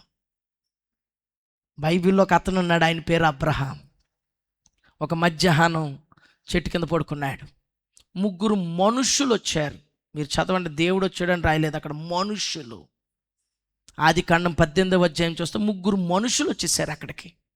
రాగానే వాళ్ళు చూడగానే ఎట్న ఉలికిపడి ఎట్న కాలు కడుక్కోవడానికి నీళ్ళు ఇచ్చాడు, ఎట్న వాళ్ళు తుడుచుకోమన్నాడు. మీరు ఇక్కడే ఉండండి అయ్యా, నేను ఆతిథ్యం చేస్తానన్నాడు. అలా అన్నారు, లేదు వెళ్ళిపోతామన్నారు. అప్పుడు ఆయన అన్నాడు, మీరు ఆతిథ్యం తీసుకోవడానికి వచ్చారు కదా, ఉండండి కొంచెం నేను ఇచ్చే ఆతిథ్యం తీసుకుని వెళ్ళండి అని చెప్పి బ్రతిమిలాడి వాళ్ళని కూర్చోబెట్టి గబగబా ఇంట్లోకి వెళ్ళి వాళ్ళ ఆవిడ ముసలావిడి, 90 సంవత్సరాల ముసలావిడి, ఆవిడకి అన్నాడు, నువ్వు మెత్తని పిండితో నువ్వేం చేయాలో తెలుసు, రొట్టెలు చేయాలి. లోపల ఆ గేదెలుండే ఆవులుండే ఆ లోపలికి వెళ్ళి ఆ పాకలోకి వెళ్ళి ఒక మంచి దూడను తీసుకొచ్చి పనోడికి ఇచ్చి దీన్ని వధించి చక్కగా మాంసం చేసి తీసుకురా అన్నాడు. ఒక మంచి ఫీస్ట్ ఏర్పాటు చేసి, మంచి వెన్న అన్నీ ఏర్పాటు చేసి, ఫీస్ట్ ఏర్పాటు చేసి ఆ వచ్చిన 3 మనుషులకి పెట్టాడంట. తీర పెట్టిన తర్వాత తెలిసింది వాళ్ళ 3 ఎవరో కాదు, సాక్షాత్తు దేవుడే. తండ్రి, కుమారు, పరిశుద్ధాత్మలు వచ్చేసారు అక్కడికి. దేవునికి స్తోత్రం. అప్పుడు వరకు తెలియదండి. ఆ వచ్చిన ఆయన అంటున్నాడు, వచ్చే సంవత్సరం ఇదే టయానికి నీ చేతిలో బిడ్డ ఉంటాడు అన్నాడు ఆయన. 99 సంవత్సరాల వరకు పిల్లలు లేని గుడ్డ ఆయన ఆతిథ్యం వెళ్ళటం వలన ఏమైపోయాడు తెలుసా, తండ్రి అయిపోయాడు. దేవునికి స్తోత్రం. హల్లెలూయా. ఆతిథ్యంలో గొప్ప బ్లెస్సింగ్ ఉందండి. బైబిల్లో యేసు ప్రభువారంట ఒక ఇంటికి తరచూ వెళ్ళేవారంట. ఎవరిల్లా ఇల్లు? మార్తా మరియా లాజరు ఇల్లు. ఎందుకు వెళ్ళేవారో తెలుసా ఇంటికి తరచూ? ఆ ఇల్లు ఆతిథ్యం ఇచ్చే ఇల్లు. యేసు ప్రభువారు వస్తున్నాడు అంటే విస్తారమైన పని పెట్టేసుకుంటారు వాళ్ళు. ఇంకా హల్లెలూయా. మామూలు పని కాదు, విస్తారమైన పని. యేసు ప్రభువారు ఆ ఇంట్లో బస చేసేవాడంట, బలవంతం చేసేవారంట, అయ్యా మీరు ఉండాలని. అందుకని యేసు ప్రభువారు సిలువ మరణానికి వెళ్తూ కూడా యేసు ప్రభువారు బేతనీకి వెళ్ళాడు. ఆయన వెళ్ళిపోవచ్చు, డైరెక్ట్గా యెరూషలేం వెళ్ళలేదు. బేతనియాకి వెళ్ళి అక్కడ ఉండి అక్కడ నుండి యెరూషలేంకి వెళ్ళాడు. సిలువలో మరణం పొంది ఆయన ఇప్పుడు ఆరోహణం అయిపోతూ కూడా లోకాసు వార్తలో రాయబడింది, బేతనియాకి వెళ్ళి అక్కడ నుండి ఆరోహణం అయ్యాడంటే ఒలీవల కొండ దగ్గర బేతనియాకి వెళ్ళి. ఆ మాట బైబిల్లో రాస్తుంది, చూడండి, చదువుదాం ఒకసారి. లోకాసు వార్తలో యేసు ప్రభువు ఆరోహణం అవటానికి ముందు కూడా బేతనియాకి వెళ్ళాడు ఆయన. 24వ అధ్యాయం 50వ వచనం. ఆయన బేతనియా వరకు వారిని తీసుకొని పోయి చేతులెత్తి వారిని ఆశీర్వదించండి. వారిని ఆశీర్వదించుచుండగా ఆయన వారిలో నుండి ప్రత్యేకింపబడి పరలోకమునకు ఆరోహణుడు. బేతనియా నుండి. ఎక్కడి నుండి? ఎందుకు? ఆయన దారిని వెళ్ళిపోవచ్చు కదా. ఆతిథ్యం ఇచ్చే ఇల్లును వదలడు ఆయన. ఆమేన్ అనండి. ఆమేన్. ఈరోజు దేవుని సంగమా మనకు ఆతిథ్యం ఏమిటో నేర్చుకోవాలి. బైబిల్ చెప్తుంది, పౌలు గారు అన్నాడు, ఆతిథ్యం ఇచ్చేటప్పుడు ఎలాగివ్వాలో తెలుసా?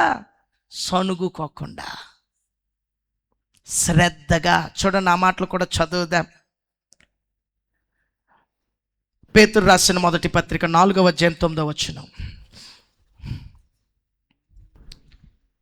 సణుగు కొనకుండా ఒకరికొకడు ఆతిథ్యం చేయుడి. రోమిలకు రాసిన పత్రిక 12:13 పేతురుకు పౌలు గారు చెప్తున్నాడు, శ్రద్ధగా ఆతిథ్యం చేయండి. చూడండి, ఆ మాట కూడా, పరిశుద్ధుల అవసరములలో పాలు పొందుచు శ్రద్ధగా ఆతిథ్యము ఇచ్చుచుండుడి. ఎందుకంటే మీకు తెలియదండి ఎవరి ద్వారా దేవుడు ఆతిథ్యం తీసుకుంటున్నాడు మీ ఇంట్లో. ఆమేన్. ఎవరి ద్వారా దేవుడు ఆతిథ్యం తీసుకుంటున్నాడో మీకు తెలియదు. ఎందుకంటే ఒకరోజు యేసే అంటున్నాడు, నేను ఆకలిగా ఉన్నాను, నువ్వు నాకు అన్నం పెట్టావు. నేను దాహం వేసింది, నువ్వు నాకు నీళ్ళు ఇచ్చావు. నేను వస్త్రహీనున్నై ఉన్నాను, కప్పుకోవడానికి మంచి దుప్పటి ఇచ్చావు. నేను పరదేశినై ఉన్నాను, మా ఇంట్లో ఉండండి నీ బెడ్రూమ్ ఇచ్చావు పడుకోమని. నేను హాస్పిటల్లో ఉన్నాను, నన్ను పరామర్శించడానికి వచ్చావు. నేను జైల్లో ఉన్నాను, నన్ను చూడడానికి వచ్చావు. మేము ఎప్పుడు చేసాం ప్రభు ఇవన్నీ? ఈ నా సహోదరులకు చేసావు కదా, నాకే చేసావు అన్నాడు ఆయన. అవునా కదా?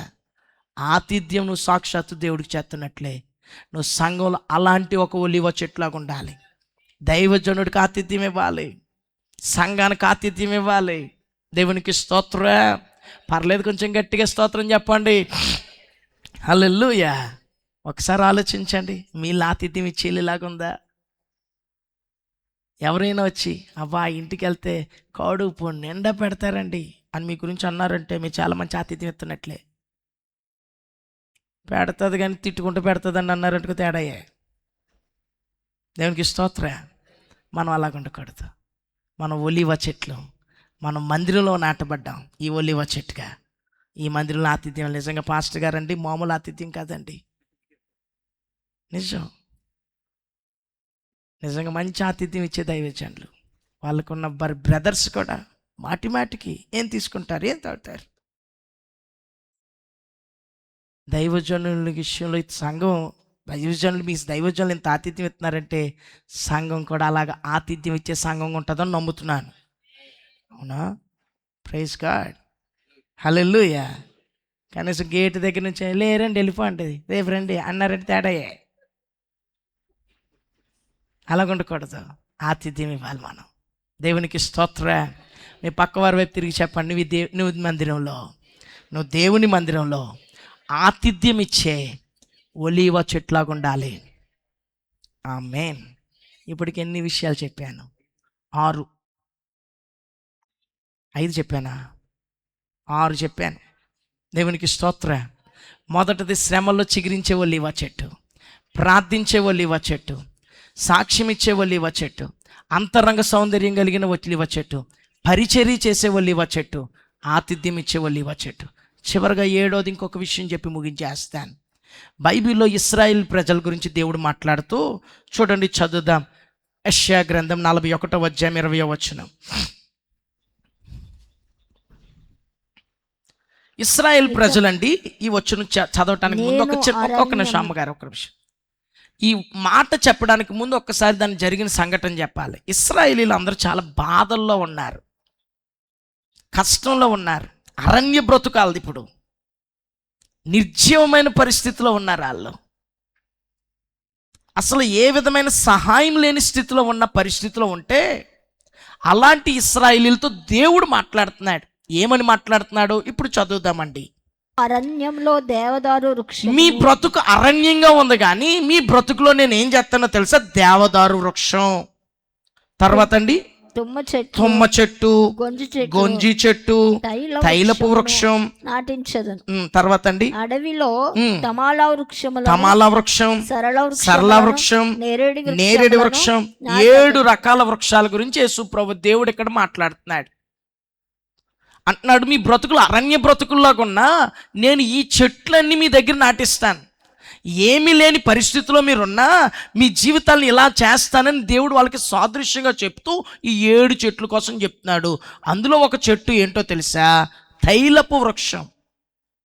అది ఇంగ్లీష్ బైబిల్లో రాస్తుంది ఒలీవ ట్రీ, ఒలీవల చెట్టు, తైలపు వృక్షం.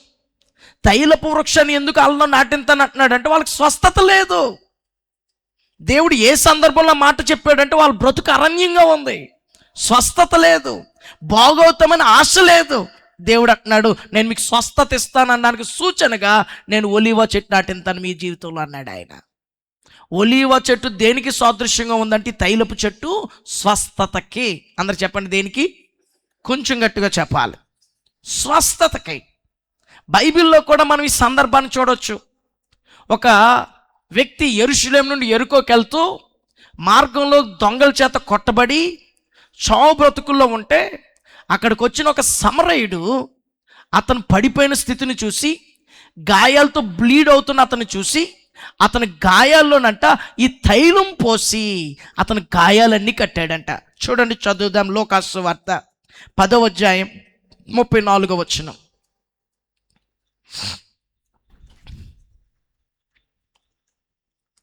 అతనిని చూచి అతని మీద జాలిపడి దగ్గరకు పోయి నూనెయు ద్రాక్షరసమును పోసి అతని గాయములను కట్టి అతని వాహనం మీద ఎక్కించుకుని ఒక పూటకూలి వాని ఇంటికి తీసుకుని పోయి అతన్ని పరామర్శించాను. ఇక్కడ మాత్రం సమరయుడు చేసిన పని ఏంటో తెలుసా? నూనె పోసి గాయాల్ని కట్టాడు.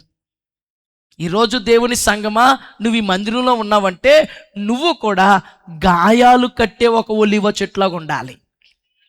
ఆమేన్ అనండి. ఎలా కట్టాలి గాయాల్ని? బైబిల్లో రాస్తుంది. ఆ నూనె ఎలా రాస్తాం? కొబ్బరి, మన ప్రేరాయిలు కాదు, మన మాటే నూనె. చూడండి, ఆ మాట చదువుదాం. సామెతల గ్రంథం 12వ అధ్యాయం 18వ వచనం. సామెతల గ్రంథం 12:18. కత్తిపోటు వంటి మాటలు కొంతమంది మాటలు పొడిచినట్టే ఉంటాయి. జ్ఞానుల నాలుక స్వస్థత ఇస్తుంది, ఆరోగ్యదాయకం. ఏమిస్తుందంట? స్వస్థత. ఈరోజు దేవుడి మందిరంలో ఉన్న దేవుని సంగమా, నువ్వు ఈ మందిరంలో ఉన్నావంటే నీ మాట గాయాలతో ఉన్నవారు గాయాలు కట్టాలి, స్వస్థత ఇవ్వాలి. దేవునికి స్తోత్రం. అంతేగాని గాయాలు రేపకూడదు. కొంతమంది ఉంటారు, మందిరంలోనే ఉంటారు, గాయాలు రేపెత్తుంటుంటారు అట్టుకుని. ఏదో పరిస్థితిలో ఏదో ఒక మాట, మామూలుగా మాట్లాడుతున్నానండి, జనరల్గా మాట్లాడుతున్నాను, మీరు సీరియస్గా తీసుకోకండి. ఏదో ఒక మాట గమ్మున పాస్టర్ గారు ఉపదేశంలో ఏదైనా ఒక మాట మాట్లాడినప్పుడు ఆ మాట వచ్చిందనుకోండి, పక్కలు నిన్నే అంటున్నారు అయ్య గారు. హలో, ఉన్నారా? ఆయన ఏదో వాక్యంలో ఉపదేశంలో దేవుడు మాట్లాడించాడు ఆ మాటని, నీ గురించే చెప్తున్నారు అయ్యగారు అని చెప్పి లేని గాయాన్ని పెట్టేస్తుంటుంటారు కొంతమంది. ఇంకొంతమంది ఉంటారు నిజంగా ఒకవేళ హట్ అయ్యారు అనుకోండి, ఈ మధ్యన పాస్టర్ గారికి ఈ మధ్యన బాగా ఎక్కువైంది, ఇంకా అలాగే మాట్లాడేస్తున్నారు. ఇంకా హలో, గాయాలు కడుతుందా నీ మాట? గాయాలు రేపేస్తుందా? కొంతమంది మాటలు గాయాలు చేసేస్తుంటే ఇంకొంతమంది మాటలు గాయాలు రేపేస్తున్నారు అంటుంటారు. ఇది ఒక్కటేనట్టు పెద్ద చర్చ్, మనకి ఇంకేం చర్చిలు లేవా? హలో, ఉన్నారండి. సంఘానికి వస్తూ మానే, అయ్యగారు వస్తారు మీ ఇంటికి, మానే వస్తారు, ఎందుకు రారో చూద్దాం. హలో, ఒకసారి ఆలోచించండి. నువ్వు మందిరంలో ఉన్నావంటే నీ మాట ఒకవేళ నిజంగా హట్ అయ్యారు ఎవరైనా, ఏం చేయాలో తెలిసి గాయాలు కట్టాలి. గమ్మున పరిచర్య చేస్తున్న వ్యక్తులు వాళ్ళు ఏమైనా తూకం కానీ చూసేస్తారేంటి మీకు? గమ్మున ఒక 2 ముక్కలు ఒకరికి ఎక్కువ పడినాయి, ఒక 2 ముక్కలు పడలేదు, బంగాళదుంపలే పడినాయి. అప్పుడు ఏం చేస్తున్నారు? ఈ మధ్యన బాగా ఎక్స్ట్రాలు ఎక్కువైపోయినాయి ఆ బ్రదర్కి, ఇంకేయట్లేదు. హలో, అవునవును, ఈ మధ్యన చాలా ఎక్కువ చేసేస్తున్నాడు, పరిచర్య చేస్తున్నాడు కదా అని ఇంకొక 2 పొలలు వేయటం. ఏమండి, మామూలు జనరల్గా మాట్లాడుతున్నాను, మీరు చాలా మంచి వాళ్ళు, మీరు అలాంటి వాళ్ళు కాదు. చూడండి, ఇలాంటివి లేవా సంఘాల్లో? ఈ దినాలు ఇలాంటి వాటి వల్ల సంఘాలు ఇడిపోయిన వాళ్ళు ఉన్నారండి. పొల్లలెట్టి పొల్లలేసి మందిరాలు మానిపించేసే వాళ్ళు ఉన్నారండి.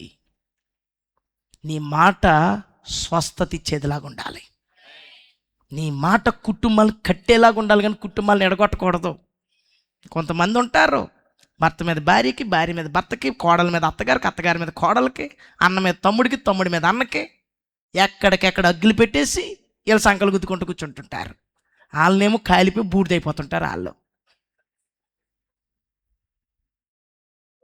ఈరోజు దేవుని సంగమా, నీ మాట ఔషధంగా ఉండునుగాక, నీ మాట స్వస్థత ఇచ్చేదిలాగా ఉండునుగాక.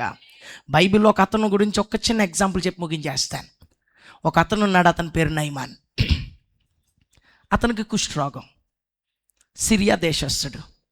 వాళ్ళ ఇంట్లో పనిచేసే పని పిల్లంది, మా ఊర్లో ఒక పాస్టర్ గారు ఉన్నారండి, ఆయన రోగాలు ఎలాంటి రోగానైనా బాగు చేస్తాడని చెప్పింది ఆవిడ. ఈ పాస్టర్ గారు సరాసరి వచ్చేసాడు, నా రోగం బాగు చేస్తావు, బాగు చేయవని చెప్పి ఇశ్రాయేల్ రాజుతో మాట్లాడుతున్నాడు. ఆయన అట్లా గోని బట్టి పెట్టుకుని నేనేం చేయను రా బాబు అంటున్నాడు ఆయన. ఈ టైంలో ఆ పాస్టర్ గారు చిన్న పాస్టర్ గారు కాదు, చాలా పెద్ద పాస్టర్ గారు, ఎలీషా గారు. ఆయన ఎట్నే కౌరు పెట్టి అతను నా దగ్గర పంపించన్నారు. ఎట్నే వెళ్ళాడు ఎలీషా గారు. వెళితే, ఏమంటే మిమ్మల్ని అడుగుతాను, మీరు హాస్పిటల్కి వెళ్ళినప్పుడు డాక్టర్ గారు గేట్ బయటే మీకు లిస్ట్ రాసేసి ఈ కొనుక్కుని మింగేమన్నాడు అనుకోండి, మీరు ఏం చేస్తారు? మళ్ళీ ఇంకోసారి వెళ్తాడా డాక్టర్ దగ్గరికి? కనీసం చూడకుండా, కనీసం ఏంటమ్మా నీ రోగం, ఏంటి నీ పరిస్థితి అని చెప్పి ఏం అడగకుండా టపటపటప రాసి లిస్ట్ ఇచ్చి నరుస్తూ వెళ్ళి ఈ మందులు కొనుక్కుని తినేమని అన్నాడు అనుకోండి, ఏం చేస్తారు మీరు? మీలో ఎవడండి వేసుకునేవాడు ఉన్నాడా మందులు? చెప్పండి చూస్తాను నేను. అలా ఉంటే చెప్పండి, నేనే రాసి ఇచ్చేస్తాను కొన్ని మందులు. మనం ఎవరు అలా చేయం. నయమాను కూడా ఎలీషా దగ్గరికి వెళ్ళినప్పుడు అంటే ఎలీషా కనీసం ముఖం చూడలేదంటండి, చెయ్యి పట్టుకోలేదంటండి, కుష్టి ఎక్కడ అని చెప్పి కుష్టి మీద కూడా చెయ్యి ఆడించలేదంటండి. మనకి ఎంత సాటిస్ఫాక్షన్ వస్తుందో తెలుసా? డాక్టర్ గారు పెద్దోడా చిన్నోడా పక్కన పెట్టి ఆ తెటస్కోప్ పెట్టుకుని గుండెల మీద పీల్చమ్మా అనేటప్పటికి ఏ జబ్బు ఉన్నా సరే అబ్బాయి ఎంత బాగా చూసాడంటే డాక్టర్ గారు అంటాం మనం. ఏదో తెతస్కోప్ పెట్టుకుని 4 సార్లు అన్నందుకే. ఇప్పుడు నయమానికి కూడా అదే ఫీలింగ్ వచ్చేసింది. కనీసం నా కుష్టి మీద ఏం ఆడించలేదే, చెయ్యి ఆడించలేదే, కనీసం నా చెయ్యిని చూసి ఏంటి కుష్టి ఏంటని ఏం చూడకుండా వీళ్ళు నీటిలో ములిగేమంటాడేంటి అని చెప్పి కోపం వచ్చిందంట. చూడండి, అతని గురించి చూద్దాం. 2 రాజుల గ్రంథం 5వ అధ్యాయం 10వ వచనం నుండి. ఎలీషా, నువ్వు యోర్దాను నదికి పోయి 7 మార్లు స్నానం చేయము, నీ ఒళ్ళు మరల బాగై నువ్వు శుద్ధుడు వగుదువని అతనితో చెప్పుటకు ఒక దూతను పంపాను. అందుకు నయమాను కోపం తెచ్చుకుని, మాట గుర్తుపెట్టుకోవాలి, ఏం తెచ్చుకుని? కోపం తెచ్చుకుని తిరిగిపోయి ఇట్లా నేను అతడు నా ఎద్దుకు వచ్చి, చూడండి అతను ఎంత పాపం ఎంత ఆశపడ్డాడు ఈ నయమాను. అతడు నా ఎద్దుకు వచ్చి నిలిచి తన దేవుడైన యెహోవా నామమును బట్టి తన చెయ్యి రోగమున్న స్థలం మీద ఆడించి కుష్టును మానుపునని నేను అనుకుంటుని. నేను అనుకున్నాను ఏదో బూమ్ బాంబుష్ అంటే పోతుందేమో అనుకున్నాను నేను. ఇలాగేం చేయలేదేటి అని ఫీల్ అయిపోతున్నాడు అతను. ఫీల్ అయిపోయి ఏమంటున్నాడు, చదవండి. దమస్కు నదులైన అబనాయిను పరస్పర్ను ఇశ్రాయేల్ దేశంలో ఉన్న నదులన్నిటికంటే శ్రేష్టమైనవి కావా? వాటిలో స్నానం చేసి శుద్ధిని పొందలేనా అని అనుకుని, ఏమండి ఇందాక ఏమయ్యాడు, ఇప్పుడు ఏమయ్యాడు? సడన్ గా కోపం రౌద్రం ఎలాగైపోయింది చెప్పాలి మీరు.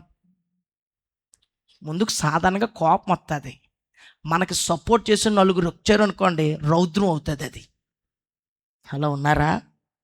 సాధారణంగా కోపం వచ్చి సైలెంట్గా వెళ్ళిపోతాడు. ఆడికి వెనకాల వేసే పొలలు వేసే నలుగురు వెనకాల ఉన్నారనుకోండి, ఆమె చూసి రెచ్చిపోతాడు మత గొడవకి. ఇప్పుడు అదే జరిగింది ఇక్కడ, రౌద్రుడైపోయాడట. మరి అతనికి ఏం చెప్పారో నిజమేనండి అయ్యగారు, నయమాన్ గారు, మన ఊర్లో నదులు లేవా, అందులో మొలగలేమా? ఇదేం పాస్టర్ అండి ఈయన, ఇదేం పాస్టర్, కనీసం చెయ్యి కూడా ఆడించలేదు మన మీద అని చెప్పి రెచ్చగొడుతూ రౌద్రుడు అయిపోయాడంట. ఈ లోపల అక్కడ ఇంకేం జరిగింది, అయితే అతని దాసుల్లో ఒకడు వచ్చి, అది ఇప్పుడు ఇంకొకడు వచ్చి, నాయనా ఆ ప్రవక్త ఏదైనా ఒక గొప్ప కార్యం చేయమని నువ్వు చేయకుందువా? అతను ఏదైనా పెద్ద పని చేయమంటే చేస్తావా, చేయవా? తర్వాత అయితే స్నానం చేసి శుద్ధుడు కమ్మన్న మాట దానికంటే మేలు కదా అని చెప్పినప్పుడు అతడు పోయి దైవజనుడు చెప్పినట్లు యోర్దాను నదిలో 7 మార్లు మునగగా పసిపిల్ల దేహం వలెనై అతడు శుద్ధుడాయను. దేవునికి స్తోత్రం. ఏమండి, ఈ కోపం రౌద్రం ఉన్న ఈ వ్యక్తిని చల్లార్చేసిన ఎవరి వ్యక్తి? ఒక పనోడు. ఎవరో తెలుసా? ఒలీవ చెట్టు. ఎవరతను? ఒలీవ చెట్టు. స్వస్థత ఇస్తున్నాడు అతనికి. అయ్యా, మిగతా వాళ్ళందరూ అవునండి అయ్యగారు ఎంత అంటాడా అంత అంటాడు, మొత్తం గుబ్బేరుట్టుకున్నాడు. కోపం కాస్త రౌద్రం అయిపోయింది అది. ఒకడు వచ్చి అంటున్నాడు, నాయన ఏమన్నా పెద్ద పని చెప్పాడా? నీటిలోనే కదా ములగమన్నాడు. ఒకసారి ములిగొచ్చేస్తే ఏమైపోయింది? వెళ్ళి మునిగి ఏం తెచ్చుకున్నాడా నయమాను? స్వస్థత. అదే ఒలీవ చెట్టు. ఈరోజు నేనంట నీ సంఘంలో ఉన్నావా, నువ్వు ఒక ఒలీవ చెట్టులాగా ఉండాలి. గాయాలతో ఉన్నవారు గాయాలు కట్టాలి కానీ గాయాలు రేపకూడదు, గాయాలు చేయకూడదు.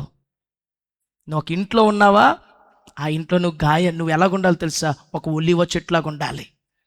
దేవునికి స్తోత్రం. నీ కుటుంబంలో నువ్వు ఒక ఒలీవ చెట్టు, నువ్వు సంఘంలో ఒక ఒలీవ చెట్టు. గాయాలు చేసే చెట్టు కాదు, గాయాలు కట్టే చెట్టు, స్వస్థత ఇచ్చే చెట్టు. నీ తైలం స్వస్థత ఇవ్వాలి. దేవునికి స్తోత్రం. నీ మాటే ఆ తైలం ఏంటో తెలుసు? మాట. చక్కగా ఆరోగ్యకరమైన మాట మాట్లాడి స్వస్థత చేస్తుంది. ఈరోజు దేవుని సంగమా, నువ్వు అలాంటి ఒక ఒలీవ చెట్లాగుందు గాక. ఆమె నన్న శబ్దం గట్టిగా చెప్పుదా.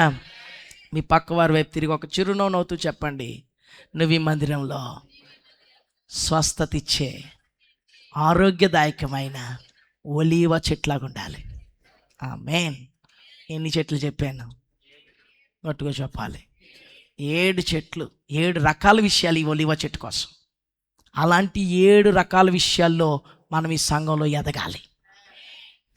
దావీదు అంటున్నాడు, నేనైతే దేవుని మందిరంలో ఒక పచ్చని ఒలీవ చెట్లాగా ఉన్నాను. నువ్వు కూడా ఇదే మందిరంలో, ఈ సహవాసంలో, ఈ షమ్మ సహవాసంలో నువ్వు ఒక పచ్చని ఒలీవ చెట్లాగా ఉండాలి. అంటే శ్రమల్లో కూడా చిగురించే ఒలీవ చెట్లాగా ఉండాలి. ఒక ప్రార్థనా పరుడివిగా ఉండాలి. ఒక సువార్త చెప్పి సాక్ష్యం చెప్పే వ్యక్తిలాగా ఉండాలి. నువ్వు ఒక అంతరంగ సౌందర్యం కలిగిన వ్యక్తిలాగా ఉండాలి. తర్వాత దేవుని మందిరంలో పరిచర్య చేసే వ్యక్తిలాగా ఉండాలి. నువ్వు ఒక మంచి ఆతిథ్యం ఇచ్చే వ్యక్తిలాగా ఉండాలి. చివరగా స్వస్థత ఇచ్చే ఒలీవ చెట్లాగా ఉండాలి. ఎంతమంది ఈరోజు రాత్రి నేను అలాంటి ఒక ఒలీవ చెట్లాగా ఎదగాలనుకుంటున్నాను ఈ మందిరంలో. ఈరోజు సంఘ క్షేమాభివృద్ధి కూడిక, ఈరోజు దేవుడి సంఘానికి ఇస్తున్న మాట ఏంటో తెలుసా? ఈ సంఘంలో ఒక ఒలీవ చెట్లాగా నువ్వు మారాలి. ప్రభువా, నేను ఒక ఒలీవ చెట్లాగా ఈ సంఘంలో నాటబడాలని ఆశపడుతున్నాను, ఒక ఒలీవ చెట్లాగా ఇక్కడ ఎదగాలని ఆశపడుతున్నాను అని ఎంతమంది అయితే యేసయ్యతో చెప్పడానికి ఇష్టపడుతున్నారు వారందరూ కూడా త్వరగా లేచి నిలవబడండి.